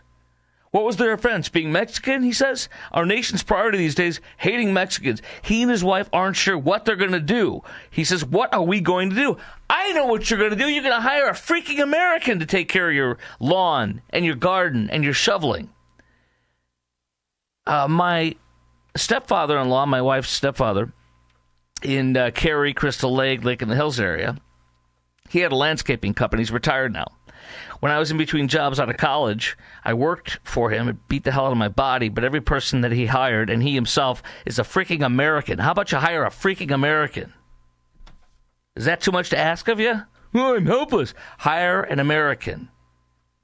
The quote-unquote teacher from the daycare was released this morning, the one who tried to run in and put the children at risk by eluding ICE officers, has been released, and she's going to show back up at that school, and they're so excited to welcome her.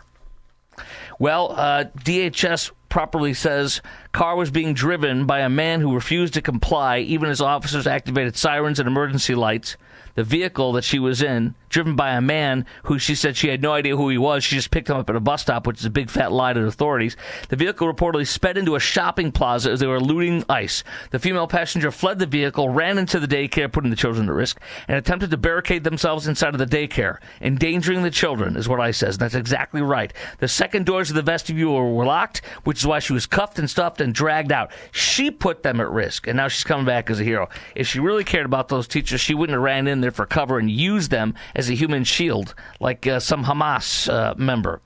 I want to get into Oak Park, too. It's just a hysterical coverage from a leftist reporter at Fox 32, Leslie Moreno, in her report, making ICE look like they're evil and wicked and want to scare the hell out of little Girl Scouts going door to door for a food drive. All that's coming up next as well. This is Chris Crock and for Dan Proft. Follow me on Twitter at Chris Crock, that's CHRISKROK.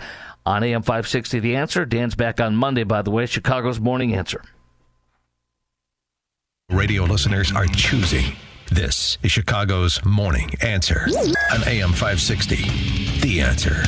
Do you owe $10,000 or more in credit card debt or personal loans? With credit card debt at all-time highs, Debt Relief Advocates is urgently notifying consumers of debt relief now being made available, designed to aid consumers with out-of-control credit card debt. Those who qualify and enroll for this relief program will only have to pay back a fraction of what they owe. This is not bankruptcy or a debt consolidation loan. This is a relief program that credit card companies would rather you not know about, as it ends your debt nightmare and saves you lots of money. Consumers owing at least $10,000 in credit card debt or personal loans can now take advantage of this debt relief as the cost of living skyrockets. Debt Relief Advocates has established a relief hotline for you to call to learn what debt reduction you may qualify for, so don't wait. For this free information, call the Relief Hotline at 800-515-1865. 800-515-1865. 800-515-1865.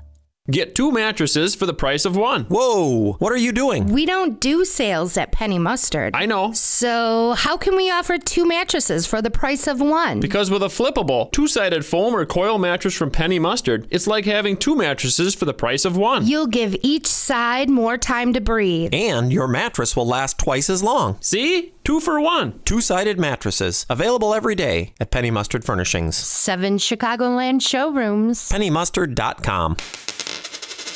At AlmostFreeTeeth.com, they're dedicated to making smiles great again. If you have medical PPO insurance, find out how you could save 90% off on average to get a beautiful dental implant-supported smile. Check if you qualify right now at AlmostFreeTeeth.com. Sign up to become an AM 560 Advantage member at 560theanswer.com. News, opinion, insight. This is AM 560, The Answer. WIND, Chicago. Streaming at 560theanswer.com on the AM 560 mobile app or tell your smart speaker to play The Answer, Chicago. Government's back open, but could it shut down again? I'm Dave Anthony, Fox News. The government's only funded through January 30th. I don't put anything past Schumer and Jeffries and the Democrats right now, but we're going to try to take that weapon out of their hand. House Speaker Mike Johnson just told Fox Business they're working to fund the government the proper way by... Part of the vote Wednesday night was a minibus, a small package of 3 of those appropriations bills that we've now gotten off the table. There's 12 of them in total. Speaker Johnson also says he's not yet set a vote like the Senate has, and Democrats demand to extend Obamacare tax credits set to expire at year's end, making coverage cost more for millions of Americans. The Democrats broke the American health care system. The reason your premiums are skyrocketing is because they have terrible policies, and one of them is subsidizing insurance companies. Democrats blame Republicans for the higher costs. With the government back open, Vice President Vance tells Fox they're focusing on making America more affordable. We inherited a disaster. We're very mindful of the fact that there's a lot of work to do, but I think that we've made great progress. The Trump administration is now scaling back some tariffs on imports from several countries, trying to lower prices on things like bananas, coffee, and cocoa. On Wall Street, more selling's looming. Dow futures down almost 400 points the morning after plunging nearly 800 amid uncertainty about the economy and future interest rate cuts. Now that the government is back open, staffing levels at air traffic control facilities quickly bounced back and almost immediately returned to normal yesterday. That's what the FAA is going to continue monitoring before it allows the airlines to return to their regular flight operations. Fox Business Network's Grady Trimble at Reagan National Airport near D.C. Those reductions canceled another 600-plus flights today. There are more than 500 delays, but not because of staffing shortages anymore. Less than a year after wildfires burned down thousands of homes around Los Angeles. A new potential disaster this weekend in those charred areas. Heavy rain the next few days, up to 5-6 inches, could trigger landslides and flash flooding, leading to evacuation warnings in hardest hit areas like Palisades and Altadena. America's listening to Fox News. Good morning. It is 45 degrees here in Chicago on AM 560 The Answer. I'm Stace Keene in the AM 560 newsroom. The FBI is asking for help in identifying the suspect who held up a U.S. bank branch in St. Charles over the weekend. According to reports, that suspect entered the bank just after noon last Saturday, demanding money while pulling out a handgun. There were no injuries, and the suspect fled the scene on foot. Anyone with information is asked to contact the FBI at 312-421-6700. Teacher absenteeism rates are rising in Chicago public schools and remain high in public schools statewide. Citing data from the Illinois State Board of Education's Illinois Report Card, the Illinois Policy Institute says 43.2% of CPS teachers missed 10 days or more during the 2024-2025 school year. Statewide, 34% of public school teachers missed 10 days or more for the second consecutive year. A Chicago man with a history of randomly punching strangers has been arrested on 2 felony charges. According to reports, William Livingston was identified by 2 victims, a 40-year-old woman and a 15-year-old girl, as the man who walked up and punched them. Livingston has been in police custody since August after knocking a 3rd female victim out. The Cook County State Attorney's Office says Livingston is being directly indicted in the case. And there could be some good news for commuters. The Metro Board of Directors has announced their budget, and it does not include any price increases for the next year. The proposed budget has been sent on to the Regional Transportation Authority for final approval. News is a service of Team Hochberg. They've helped thousands of AM 560 listeners with the best rates and service. Let Team Hochberg help you by visiting 56david.com or call 855-563-2843. That's 56david.com. Equal housing lender, NMLS 888-112-4061. A check of the roads is coming up in 2 minutes, but time now for the AM 560 Business Beat, a service of Signature Bank. I'm Charles Payne, and this is the Fox Business Report. U.S. futures and global markets are losing ground. In addition to concerns about high-priced tech stocks, now investors are concerned that the Federal Reserve might not lower interest rates at its December meeting. Bitcoin's price has slumped to the $95,000 mark.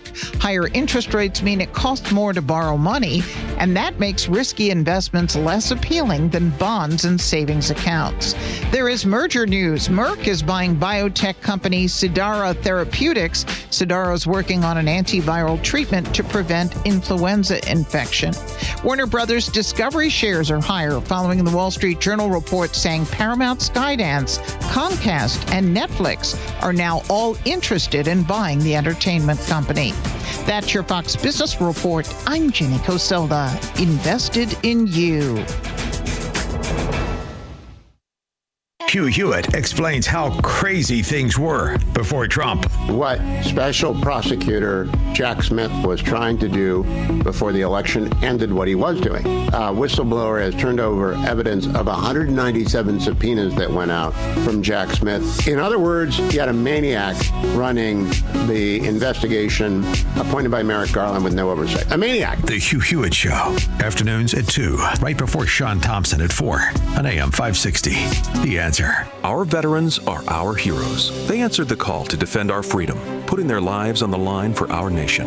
But today, thousands of those brave men and women are facing something no hero should ever face: food insecurity. That's where Farm to Veteran comes in. Through the Fulcrum Farm Foundation, this remarkable organization delivers farm fresh, nutritious food directly to veterans in need through veteran services and organizations. From greenhouse-grown produce to eggs, they're ensuring our heroes have access to the high-quality food they deserve. But Farm to Veteran can't do it alone. They need our help. Your financial contribution directly supports their mission to feed more veterans across their growing network of partner farms nationwide. And there's another way you can make a difference. Join them at their upcoming community events. Visit farmtoveteran.com today. That's farm2veteran.com to donate or learn about events near you. Because those who served our country shouldn't have to wonder where their next meal is coming from. Let's stand with those who stood for us. That's farm2veteran.com. Imagine spending your holiday season with family, not IT headaches from work. With managed IT help desk services by Access One, you get 24/7 expert support, an IT team that never takes time off for roughly the same cost or less than one IT person. Access One's IT help desk is a local center here in Chicago, ready to help 365 days a year, so you have less IT downtime and no IT staffing issues. You deserve to enjoy your holiday season with family, eating home-cooked meals, not getting interrupted with IT issues. Access One can give you peace of mind during the holidays. It's a gift to yourself and your company. To speak with an Access One agent, call 800-654-1555. Access One is now offering a 90-day risk-free trial so you can discover how they fix IT for good. Learn more at accessoneinc.com/guarantee. IT support tickets piling up? Not anymore. Hand off your help desk to Access One. AccessOneInc.com. This is a special alert to all Americans who own a vehicle with less than 200,000 miles with an auto warranty about to expire or with no warranty coverage at all. Due to a decline in the economy, CarShield is announcing a low-cost month-to-month vehicle protection plan that is now available to the public to save any driver out-of-pocket expenses on future auto repairs. Call now to find out how you can pay almost nothing for covered auto repairs. Yes, you heard that correctly. Pay almost nothing for covered auto repairs. An open phone line has been established for all drivers to call for a free quick quote. Call 800-330-8323 now. Drivers who are covered will not have to pay for covered repairs again. This protection plan is at an all-time low. Additionally, drivers who activate this vehicle protection today will also receive free roadside assistance, free towing, and car rental options at no additional cost. Call us for your free quick quote today. 800-330-8323. That's 800-330-8323. What do you have to lose? Call 800-330-8323. Again, 800-330-8323. Living with everyday pain is like having a voice that always says, no, you can't do that. No, you better sit this one out. It's no way to live. So if pain is affecting you, see how Relief Factor can help get you back to life on your terms. One where you say yes a lot more. Relief Factor is a daily supplement that fights pain naturally. Developed by doctors, Relief Factor's unique formula of natural ingredients does not just mask pain, it helps reduce or eliminate it for good. Whether it's your back, neck, joints, or muscles, Relief Factor can help you, as it has for so many others. So call 1-800-4RELIEF and give Relief Factor's 3-week quick start a try. It's only $19.95, less than $1 a day to get your life back. Just go to ReliefFactor.com or call 1-800-4RELIEF. That's 1-800-4-RELIEF. And see how you can say yes to more of everything you want.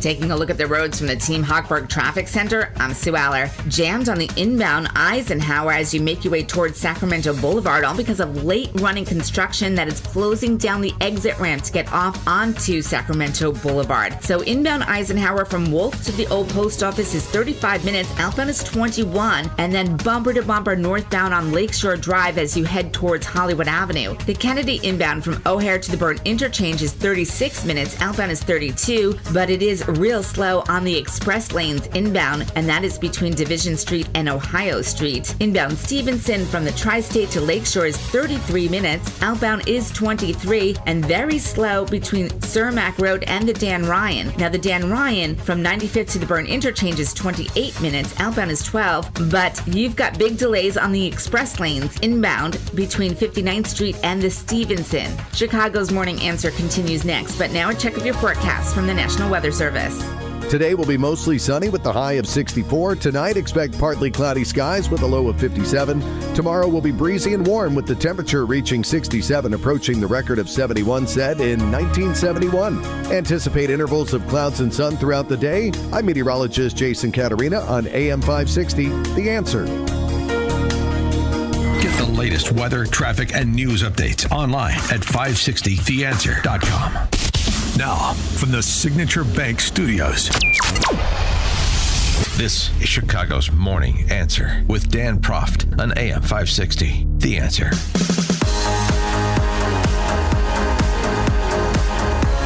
Filling in for Dan Proft. Dan is back on Monday. We are only about 15 minutes or so away from Open Line Friday. We're going to have a lot of fun with that, as always. But first, want to talk to Joe Borelli, former minority Republican leader of the New York City Council. Joe, thanks for joining us on AM 560, The Answer. Hey, good morning. And by the way, fun fact, I, too, am a fill-in host on our local Salem affiliate, AM 970, The Answer in New York. I fill in for the great Joe Piscopo a couple of times a month, so I know you're having fun today, Chris. Oh, sure I am. And by the way, you know who I interned for in 1995 during the summer? Instead of going to one of the Chicago radio stations, which is what my dad said I should have done, I went to New York City and I interned for Curtis Sliwa, who, of course, didn't win, but ran again for mayor. And the 90s were a big decade for Curtis. Yes. And the most important thing I like to share with people is that he treated me, well. And that's the most important thing to me, kind of looking back on that time. Joe, Mamdani's about to start his gig here. And there's real potential for him to be super, super dangerous. But there's also a possibility where you'll know more than I'll ever know, where you might say, well, he's not as bad because he doesn't have as much power as he wants to have, and there's only so much he can do because it's such a big machine. Which one do you lean towards with Mamdani? Dangerous or not as much power as he wants to be able to do all the stuff he would like to do? I would say dangerous, right? The machine politics days of New York has largely evaporated. New York, perhaps correctly, through some different policy machinations, has sort of eroded power of the political party system. But the problem is that the Democrats themselves don't do any quality control on the candidates, and whoever wins these Democratic primaries, usually the most radical person, is the person who wins the election. That's how we got Zohar Mamdani. So I think he's dangerous. But it doesn't mean you're wrong. The mayor of New York doesn't have, omnipotent power to do a lot of the things he's been promising to do. However, on the flip side, the mayor can veto the city council in New York. The city council, it is a sounding board of awful, terrible, bad news, no good ideas. And instead of, vetoing or threatening to veto like Mayor Adams did many, many times, this guy's going to have his foot on the gas, encouraging the far-left city council to implement every radical idea they have. This week, they're going to be passing legislation that requires when a building is being sold, an apartment building, it has to first be offered to a affordable housing nonprofit who has the right to purchase it at fair market value. Unbelievable. You can't even control who you're selling apartments to in New York very soon. How likely will he be able to actualize his dream, Mamdani, of buying up private property and building, buying up private property, homes, apartments, obviously, and turning it into community housing, communist housing? I think it's very possible. We've had this rent stabilization, also known as rent control, for many, many years in the city. And he has the ability to do what he says. On this, he could basically freeze the rent. The problem is that the rent on so many of these buildings is not enough to cover the cost. Right. So you have apartment buildings in parts of the city like Harlem and the Bronx, not the most posh neighborhoods, frankly, but you have apartment buildings that once say sold for $5 million, now being sold for $2.5 million. That's when the landlords go bankrupt. They look for outs, and that's when this community purchasing agreement with these nonprofits. That's when they'll be able to swoop in and purchase these properties at pennies on the dollar for government-funded affordable housing. What's going to happen in New York City if/when Mamdani gets his $30 an hour minimum wage? I mean, I know it's going to be a disaster. What do you see happening? Look, we've seen this happen when the city jumped up to $20 when everywhere else in the state was, something like $12.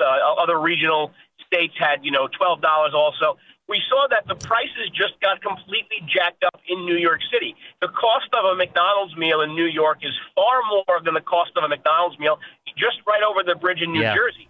And you just play that out to every single thing. Don't forget, we also have congestion pricing now, which charges people to go into lower Manhattan. So every delivery truck is paying an exorbitant fee just to deliver whatever they want to sell down the road. So everything Mamdani is doing is going to, the irony is that it's going to have the opposite effect on his signature campaign promise to make New York City more affordable. It ain't happening. Maybe it's done. Maybe it's all by design, like Obamacare, knowing that it'll eventually blow up the system so you can have government single-payer health care. Yeah, I'm sorry, Chris. You call it the Obamacare. It's the Affordable Care Act, which we're all seeing just how affordable it is as the Democratic design plan. The premiums are about to triple in many cases. But, that is the plan. The plan, according to Zohar Mamdani, look, when people say he's a communist, we're not saying that as a derogatory thing. We're saying that someone who believes in the authoritarian seizing of the means of production, who quotes the Communist Manifesto, quotes Karl Marx, they're a communist. I actually like Zohar Mamdani personally. He and I, we get along. This is not a knock against him, but that's his political philosophy. That's his long-term goal. It's not going to end well for New York City. And he's an Islamist, and a Hamas supporter, and a Jew hater, an anti-Semite. Proudly taking pictures with Siraj Wahaj, who was a witness for the Blind Sheikh, as you know, whose sons were busted for having a compound made out of garbage in New Mexico and training 13-year-olds how to load weapons and be jihadis. And Siraj says, I don't know why why my kids would do that. I didn't teach them that way. Yeah, you did. You homeschooled them. And then you got CARE being one of his biggest supporters. He's a radical Islamist. Am I wrong? Look.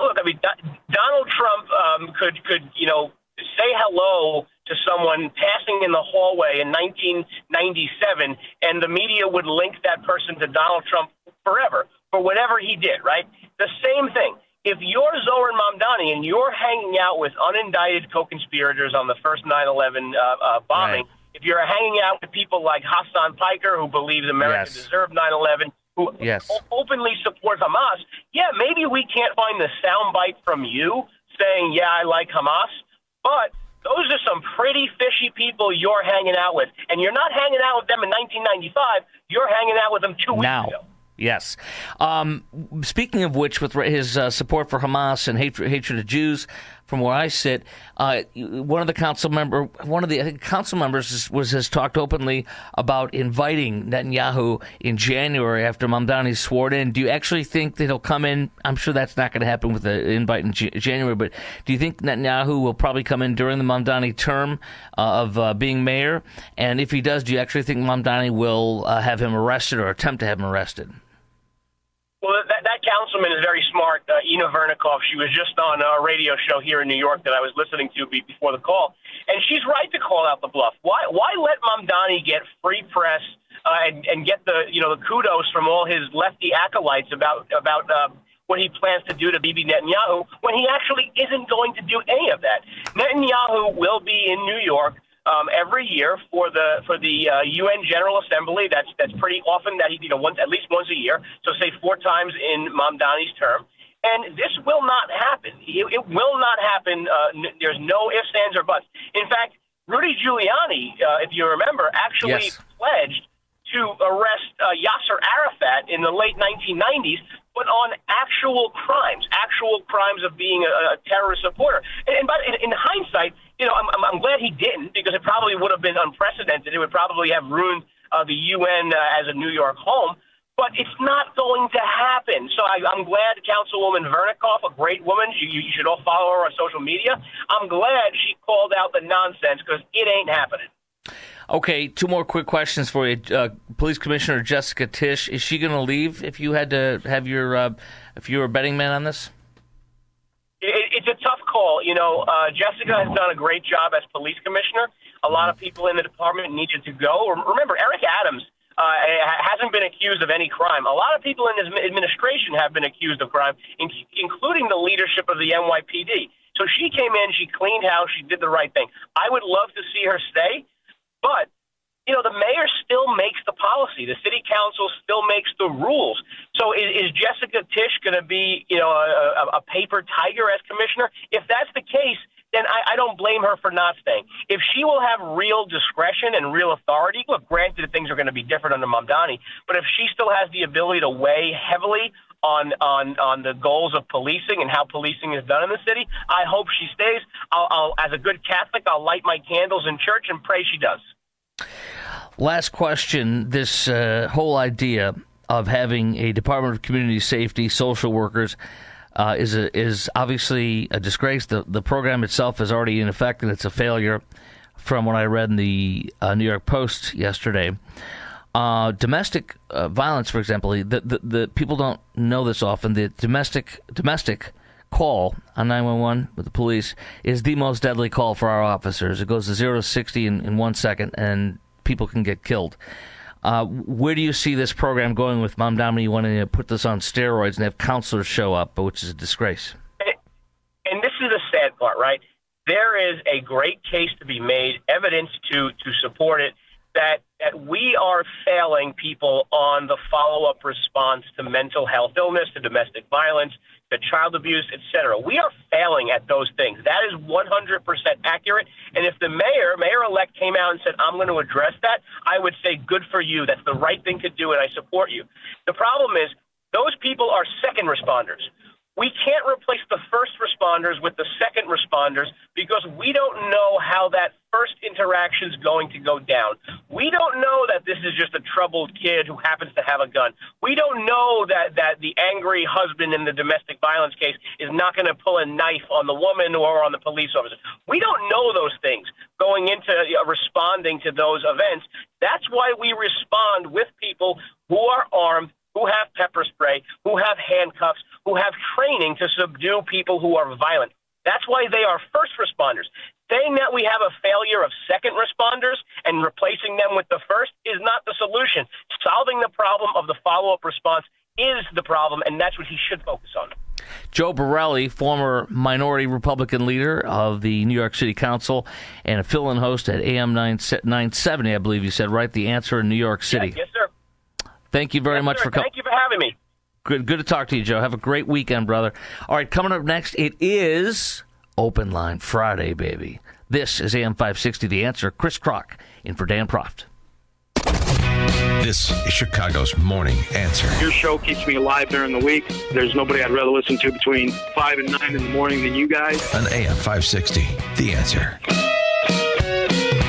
Priority tax relief. Attention taxpayers, if you owe $5,000 or more, have fallen behind on filings, or missed an IRS deadline, you're already on the IRS's radar. The IRS has resumed aggressive collections. That means wage garnishments, bank levies, even seizures of your home, car, or retirement accounts. If you owe $5,000 or more and missed the deadline, you're stacking new debt on top of what you already owe. Call Priority Tax Relief now. Their experts fight back fast and save their clients millions in tax debt every month. I owed over $50,000, and they settled it for pennies on the dollar. These guys are legit.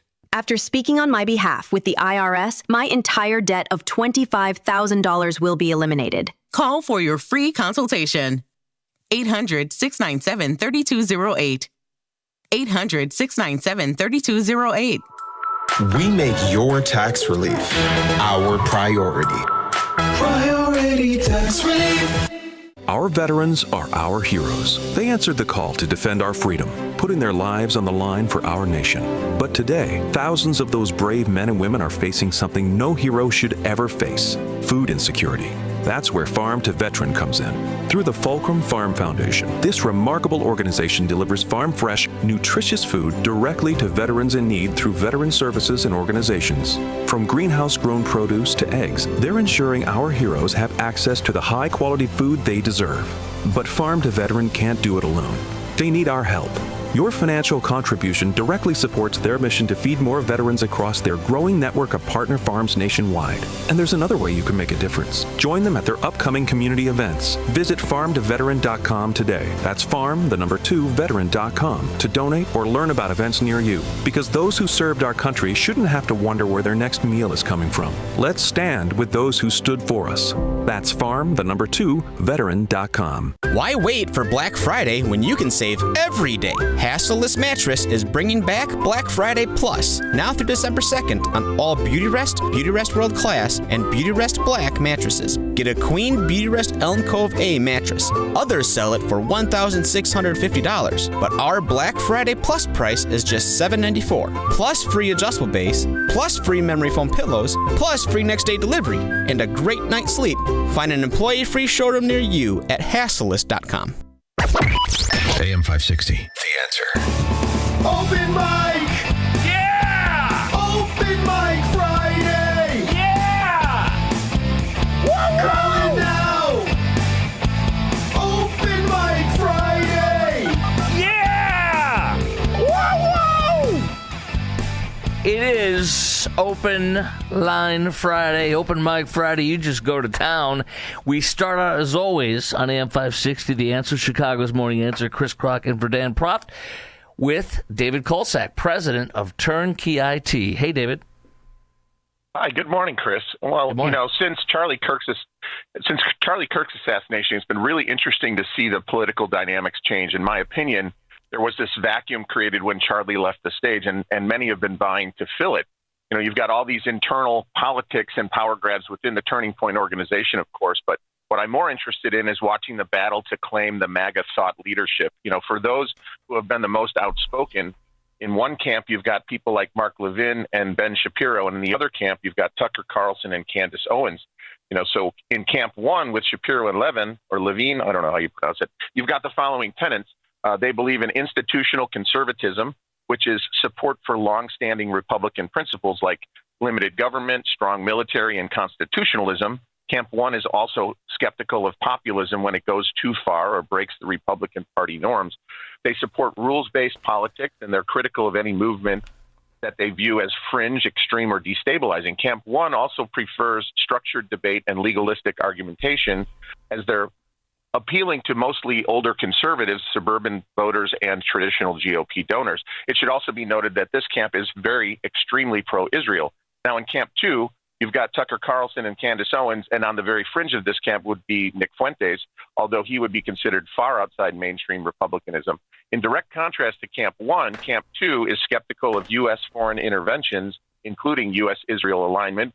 They think that we should have America first and only interfere when absolutely necessary. They've got an emphasis on anti-establishment populism. Camp 2 also has a strong criticism of corporate power, bureaucracy, and U.S. intelligence agencies. They're all focused on anti-globalism, anti-elitism, and cultural critique. They believe that the GOP establishment is disconnected from everyday Americans. Camp 2's style is offering a viral-friendly commentary, contrarian takes, and emotional intensity. They appeal to younger Republicans, online communities, and popular grassroots groups. So this rift became visible, and the divide was brought into the open over a few issues. You've got the Israel-Hamas conflict, where Camp 1 is a strong defense of Israel's actions, and they're hostile towards any criticism therein. And Camp 2 is much more critical of the Israeli government actions and more skeptical of U.S. involvement. And then there's the Trump question. Shapiro and Levin support Trump supposedly, but they want legalistic constitutional justification for arguments where Carlson and Owens tend to embrace Trump's populism and often criticize the GOP establishment as corrupt. Nick Fuentes goes so far as to claim the GOP is beyond repair. And finally, there's the style versus substance issue dividing the camps. Institutional conservatives believe that populists hurt the conservative image, where populists argue institutional conservatives are out of touch and unwilling to challenge the status quo and the traditional GOP party. This is not a battle between real and fake conservative. It's not evidence of secret agendas, conspiracies, or wrongdoing. It's simply an ideological and cultural split between camps, and it's fascinating to see it emerge. It's also interesting to listen to people talk about it. Trump once said that he could shoot someone in the middle of the street and he wouldn't lose his base. But this rift shows that idea may be changing. Trump may have to appeal to both sides, but I wonder if he's losing his MAGA touch by playing it down the middle. Only time will tell there. And many people are calling for peace between these camps, calling for a civil debate. However, Shapiro and Levin prefer a structured debate in a traditional setting, and Carlson and Owens prefer a more contemporary setting where questions are spontaneous and unknown prior to debate. So it would be nice if we could all get along, but right now the temperature seems too hot to close that divide and have a civil discourse. So, I've got a lot of young people in my office, and it's very telling to me that they're so sick and tired of everything dividing us. But it is clear that they're picking sides. So whichever side wins, it may determine which way this country breaks. Will we stay with this traditional Republican principle stuff, or will we break the rules and go a different direction? So Trump's got some thinking to do. And have a great weekend, Chris. You too, David. Thank you very much. President David Kolsak, president of Turnkey IT. It is Open Line Friday, so you can go to town, you can go nuts, etc., etc., etc. Let's see who we got here. Let's start out with Eduardo in Tampa Bay. What's up, Eduardo? You're on AM 560. The Answer. Chris and Verdan, hello. Yeah, Chris, good morning. How's it going? Yeah, it's going great, my friend. Go ahead. I got to mention a couple of chiefs of staffs, one from Illinois, one from California, that are under indictment. And I think in the new year, Pam Bondi should be doing some more prosecutions of these politicians across the nation. So hopefully that's going to happen. I hope so, too. Yeah, there's a lot of Democrats getting in big old trouble, their staff, the chief of staff, etc. Ron, you're on the south side. You're on AM 560. The Answer. Yeah. Chris in for Dan. Hey. Hey, good morning, Chris. I'm going to make a comment about health care. Dan had a doctor on last week. He's also a legislator. And they were talking about doctor-assisted suicide. And he told Dan that this lady decided to just take her life because she couldn't afford it. But this is what happens. And I'm just going to be honest. You have people on the station making ignorant comments, ill-informed, calling people losers and bust-outs because they don't have health care. And certainly, we know that there are people who try to beat the system. But see, and when I told him, you just carrying the Republicans' line of Obamacare. Where's the alternative? They don't have one. But to call people... There is an alternative, taking the money that's on Obamacare, which is not affordable care. Why can't they get it done? Yeah, they have the... Hold on. You asked for the House and the Senate. Why can't they get it done? You asked for... All right, I'm going to have to let you go because you just want to yell over me. I appreciate your call. I can answer that for you. It's funny, you asked me, and then I try to answer it. You kept yelling over me, talking over me. You don't want an answer. You just want to say how right you are. I'll answer that for you. Trump says we should take the money from the Unaffordable Care Act, which has exploded. The premiums in 2014 average was $267 or something of that nature, and now it's 600 and something. It's not affordable. Second of all, the Democrats voted to sunset, to end the subsidies. Third of all, the subsidies cover people that make, for example, in Phoenix, a family of 4 making up to $600,000, and you're paying for their health care. You're telling me that's some kind of a good thing? The thing is that, yes, the plan is here. The plan is Trump saying, use that money from the Affordable Care Act, which is unaffordable, and give it to the people for an HSA to get their own health care. I like that idea. I like choosing mine, and I don't want to blow up the system, which is exactly what Obamacare is designed to do, so that we can get single-payer health care like the horrible health care in Britain. Let's go to Kevin, the Prime Minister of Ireland, and he's going to give his business to me out of Ogden Dunes, Indiana. How are you, Kevin? Oh, Mr. Croc, it's a great and fine privilege to talk to you. Aye. Oh, snap. I tell you, I'm not feeling well. I was out of me food stamps, and I went out of me head.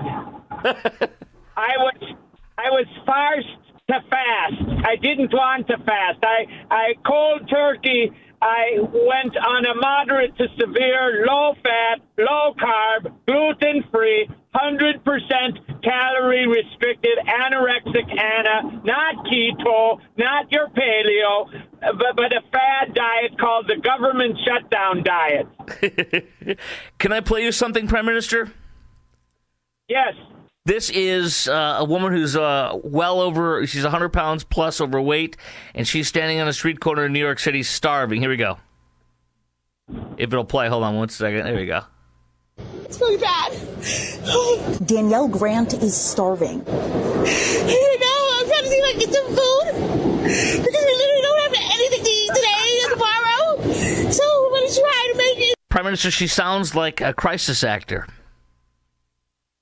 She's a lady after me own heart, you know. I myself am like that automatic transmission. I'm shiftless. But taxpayers do not like lazy people like me. Able-bodied people getting free food. But you know, Croc, I am not able-bodied.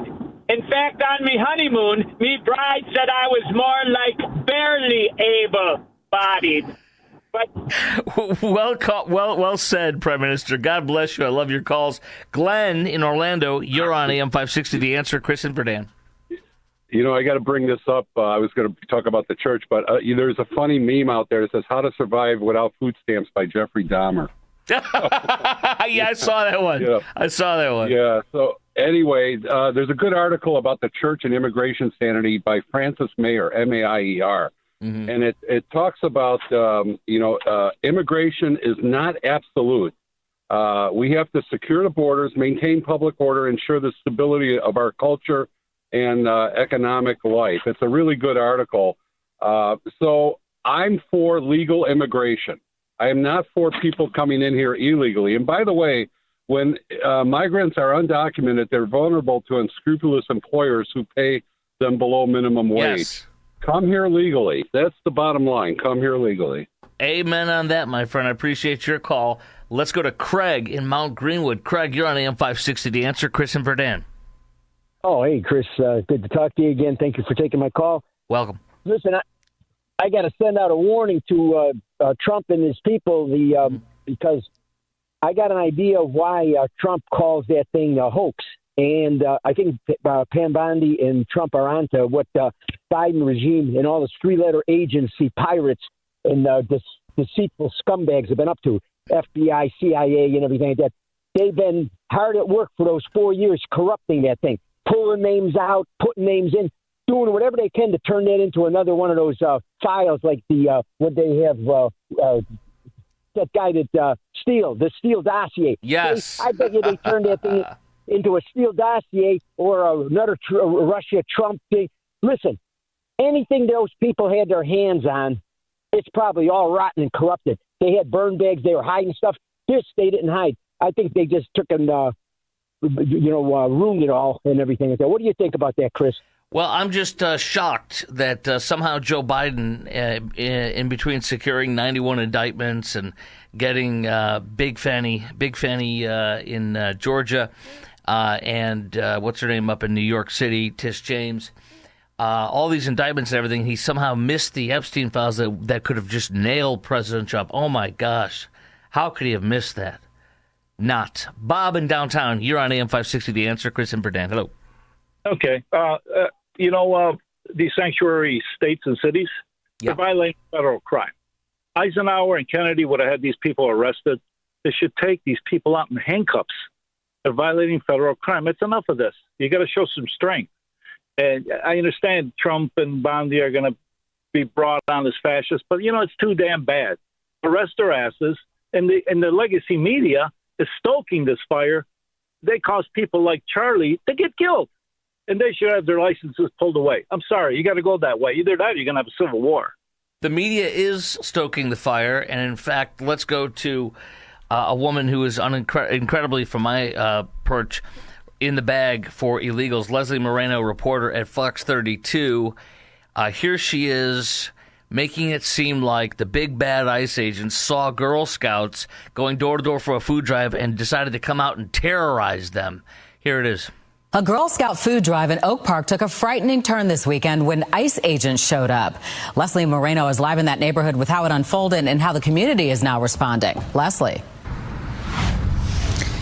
Don, good evening. Yeah, one of the residents I spoke with says young children were out here and they heard that terrifying moment as federal ICE agents showed up in full-blown tactical gear. Residents in this quiet Oak Park neighborhood were completely caught off guard when ICE agents showed up in tactical gear during a local Girl Scout food drive. That's right. ICE was driving around and saw Girl Scouts collecting food for a food drive and decided to jump out and terrorize them. Or maybe it's because in this report they say that the illegals were working on a garage in an alley. Are they really doing a food drive in an alley? I don't think so. Let's go to Niles, the great city of Niles, with the mini Tower of Pisa. I always love driving by that thing. Perry, you're on AM 560, The Answer. Good morning. I want to talk about the head tax that Brandon Johnson is suggesting. And aren't the 5 biggest employers in Illinois all governments? Aren't they the state, the county, the city, federal, and municipal governments? So why don't we just go ahead with his plan? And I think they could get enough money. They could get enough money to probably balance the checkbook for Chicago and have enough money to loan out to, other big cities or whoever's going to need it next. I absolutely love your idea, my friend. And there's nothing more destructive than Brandon Johnson saying $21 a head, 100 employers or more, and then go, oh, we'll do 200 employers or more. It's a scam. He's incompetent and a crook. Let's go to Greg in LaGrange. You're on AM 560, The Answer. Chris in Berdan. Good morning, Chris. Morning. I don't want to come to Ron's defense, but I'll echo Ron and stand with Ron on his call earlier. I think what the Republicans missed in this whole shutdown is to offer an alternative to Obamacare or the ACA, which they didn't do, and that's very disappointing. And I also support Ron's comment about we have the majority in the House, as slim as it may be, and the Senate. We should have been doing more to reform the system, or at least put out ideas to reform the system, and then take them to the next step after the shutdown ended. But the Republican side, our side, didn't do that, and that's very disappointing from my standpoint. Thank you. Well, what about, Ron, real fast, Greg, what about Trump saying we should just use the money that's being spent on the Unaffordable Care Act and give it to the people for HSAs? I think there needs to be reform. Giving away money in a one-shot deal is not a plan. It's an event. You need to plan. And what we did not do, our side, when I say we, I know what you mean. I got you. I got you, brother. good job at trying to make things better for everybody. And I would also agree that when people call up and say people are losers for not having health care, they should try getting by in rough times and see what life is like. Because you know what? Did somebody actually directly do that quote? Because people bastardize. People will call in and say something that I said to me on the air all the time, and it's not what I said. Oh, I'm not. I don't mean it's directed at you. I mean callers. No. I know, but I'm just saying. You said the caller that said it earlier today. You mean? No. Ron, who called, defended and made a point of saying, people are insensitive to what real people may be suffering, not through their own fault. Not everybody is freeloading. Some people go through hard times, and healthcare isn't affordable. Believe me, if I was on ACA, I'm not. I'm lucky. I would know it's not affordable because I've gone through healthcare agents and discussing the options. It's not a pretty option. So no, it's not. It's not. Appreciate your call. Let's go to John in Mundelein. You are on AM 560. The Answer.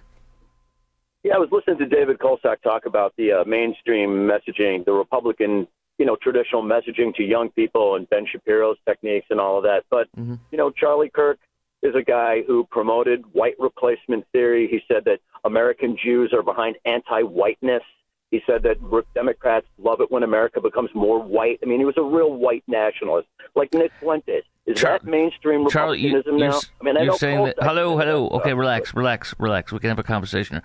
You're saying that Charlie Kirk was a white nationalist? I'm saying that a lot of things he said were clearly they're almost indistinguishable from the white nationalist message, like Nick Fuentes. Give me one direct quote from Charlie that would indicate that. Okay. Can you give me a second to pull one up? No, because you should know it if you're going to call and make those allegations, which are not true. Ken in Rogers Park, you're on AM 560. The Answer. Chris Kroc in Verdan Proft. Chris, good morning. Happy Friday. Great show, Chris. Really enjoyed. I wanted to thank you, and I've said this to Dan before. I wanted to thank you for jumping on anti-Semitism. It's been a real problem. And you mentioned the illegals from Mauritania who looked up Jewish neighborhoods on Google Maps, drove to my neighborhood and looked for Jewish victims. And he shot someone about 2 blocks from where I live. My friend's Ring camera recorded the entire incident. Oh my gosh! And then, side note, the police who patrol my neighborhood are wonderful, wonderful people. The police brass, on the other hand, when the superintendent of police held a press conference about this incident, someone asked him about this thug's immigration status. Right. And Chris, the superintendent of police lied. He lied to the people of Chicago and said he didn't know that the police were unaware of the guy's immigration status. That's exactly right. So it makes you wonder, Chris, in terms of the city hall, let's go Brandon Johnson, and the police brass. Whose side are they on? Are they on the side of us, the residents who have been here for decades, or are they on the side of these illegal thugs who sneaked into Chicago and are looking for people to attack? So, sir, I assume then you're a Jew, right? I am Jewish. I am observant. The guy who was shot was walking to the same synagogue where I was. Yeah, well, there you go. Listen, I want you to know how much I stand with you, how much I appreciate you. Thanks, Chris. And I have your back more than anything, and we are with you. We are with you 110%.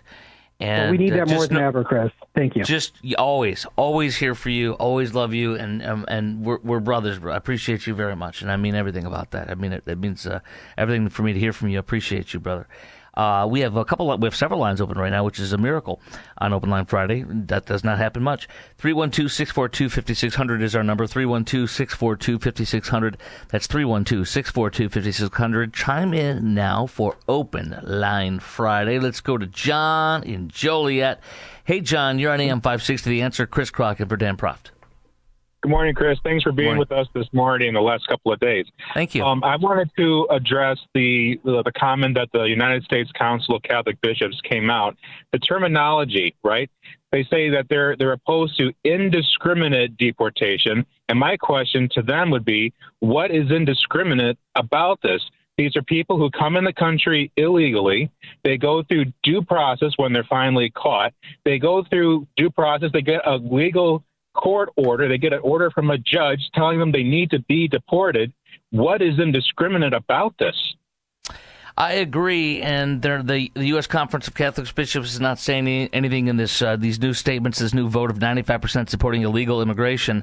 What about indiscriminate invasion? What about indiscriminate illegal immigration? Because that's what it was for 4 years under Joe and Kamala. That's exactly what it was, an indiscriminate criminal invasion. And I'm a Catholic in good standing, too, but I can point out that either someone is grossly misinforming both the bishops and the Vatican, or there is some kind of other agenda going on here within the church leadership.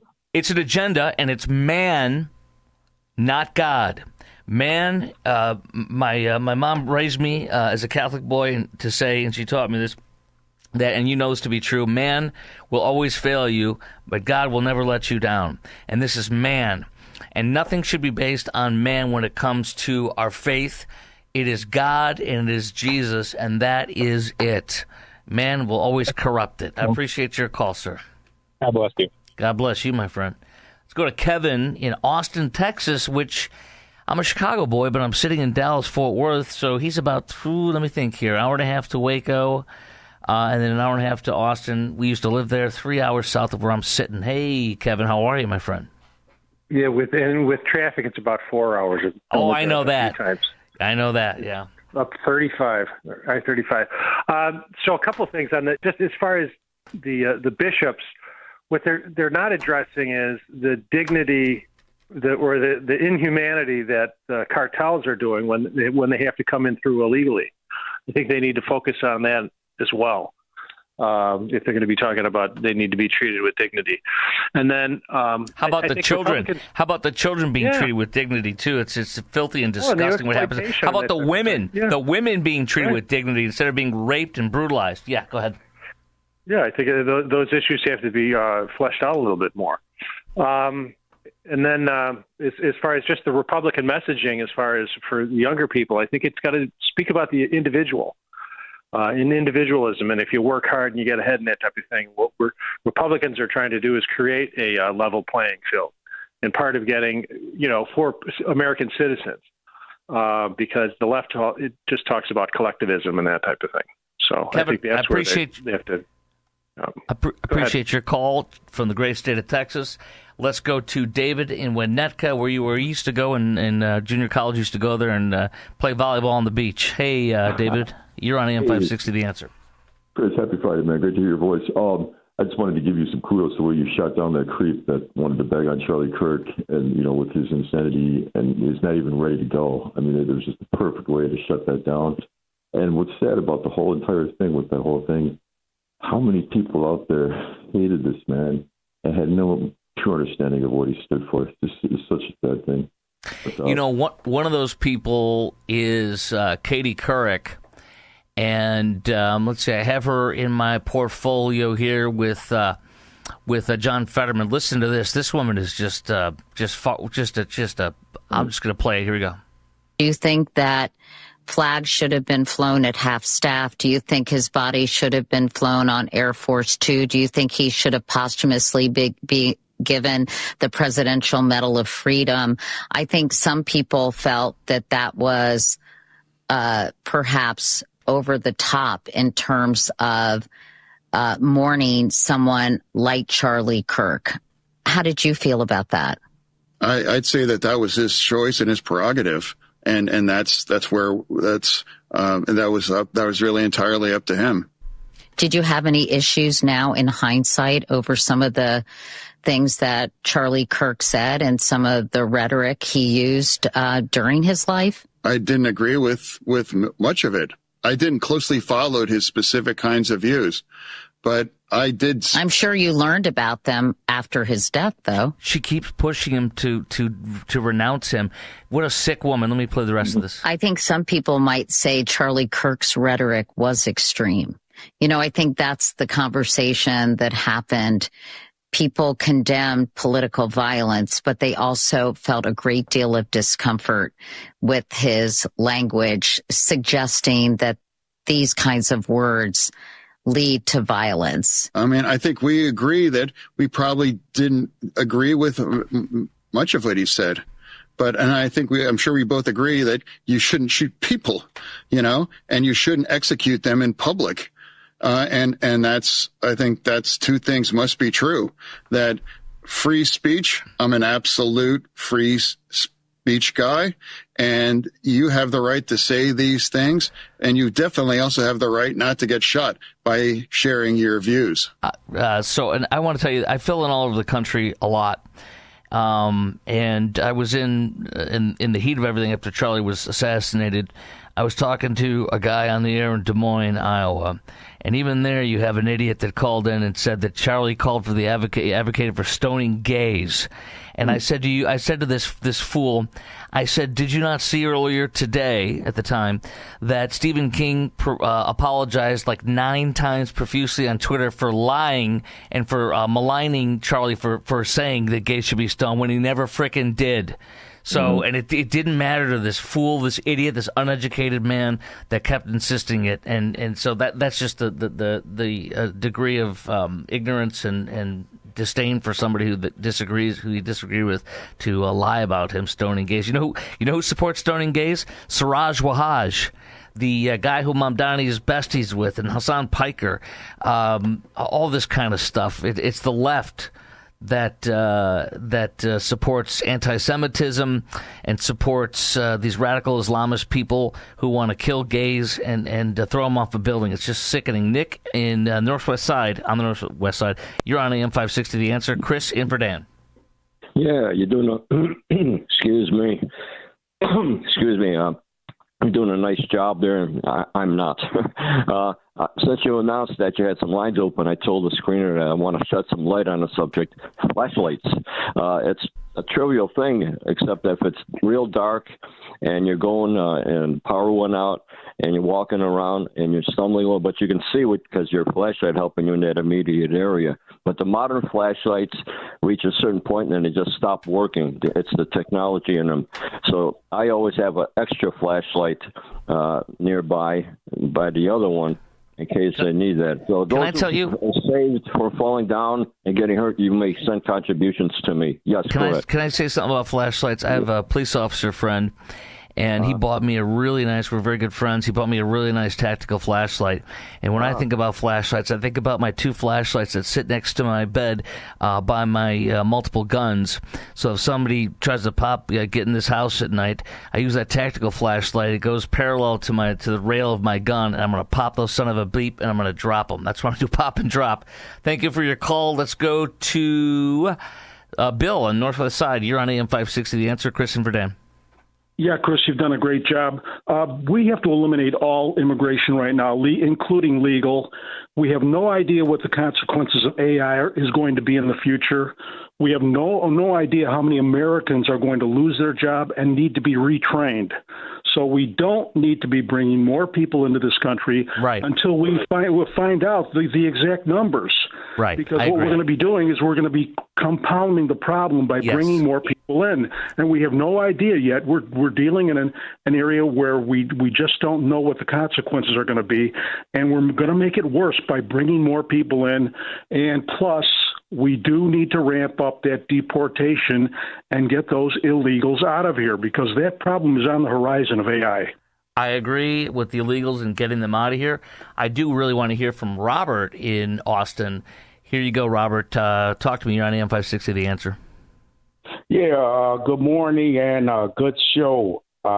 Thank you. I was listening to the news last week when the woman and her male partner ran up in the daycare, and I'm wondering, with all these mass shootings at school and Sandy Hook, why were they able to run up in the school so easily without security, and just as easily as they ran up in the school with ICE after them, a gunman could have run up in the school and shot up all the kids. Here's the good news. That is the lie that the media and that Brandon Johnson wants you to believe. There were 2 sets of doors. She made it to the first set, but in that vestibule, whatever you call that area, there's 2 sets of doors. The second set to get inside was locked. So she only made it through 1 set of doors and then just a little area there but she never made it inside. So she was not around the children, but she tried her best to get in there and put children to harm and use them as a human shield like Hamas does. Appreciate your call. So let's go to Art in Cook County. You're on AM 560, The Answer. Chris and Verdan. How you doing, Chris? Good, sir. You're doing good. I appreciate you doing a good job, and you sound like you're still in high school. I don't know what your secret of staying young. But I look like I'm still in high school. I have Ricky Schroeder syndrome, but I'm not in high school anymore. I swear, I graduated a couple years ago. Must be just kidding. By the way, I went to Wheeling High School, or like we called it, Wheeling, man, where Charlie Kirk graduated from, which I'm proud of that. Go ahead, sir.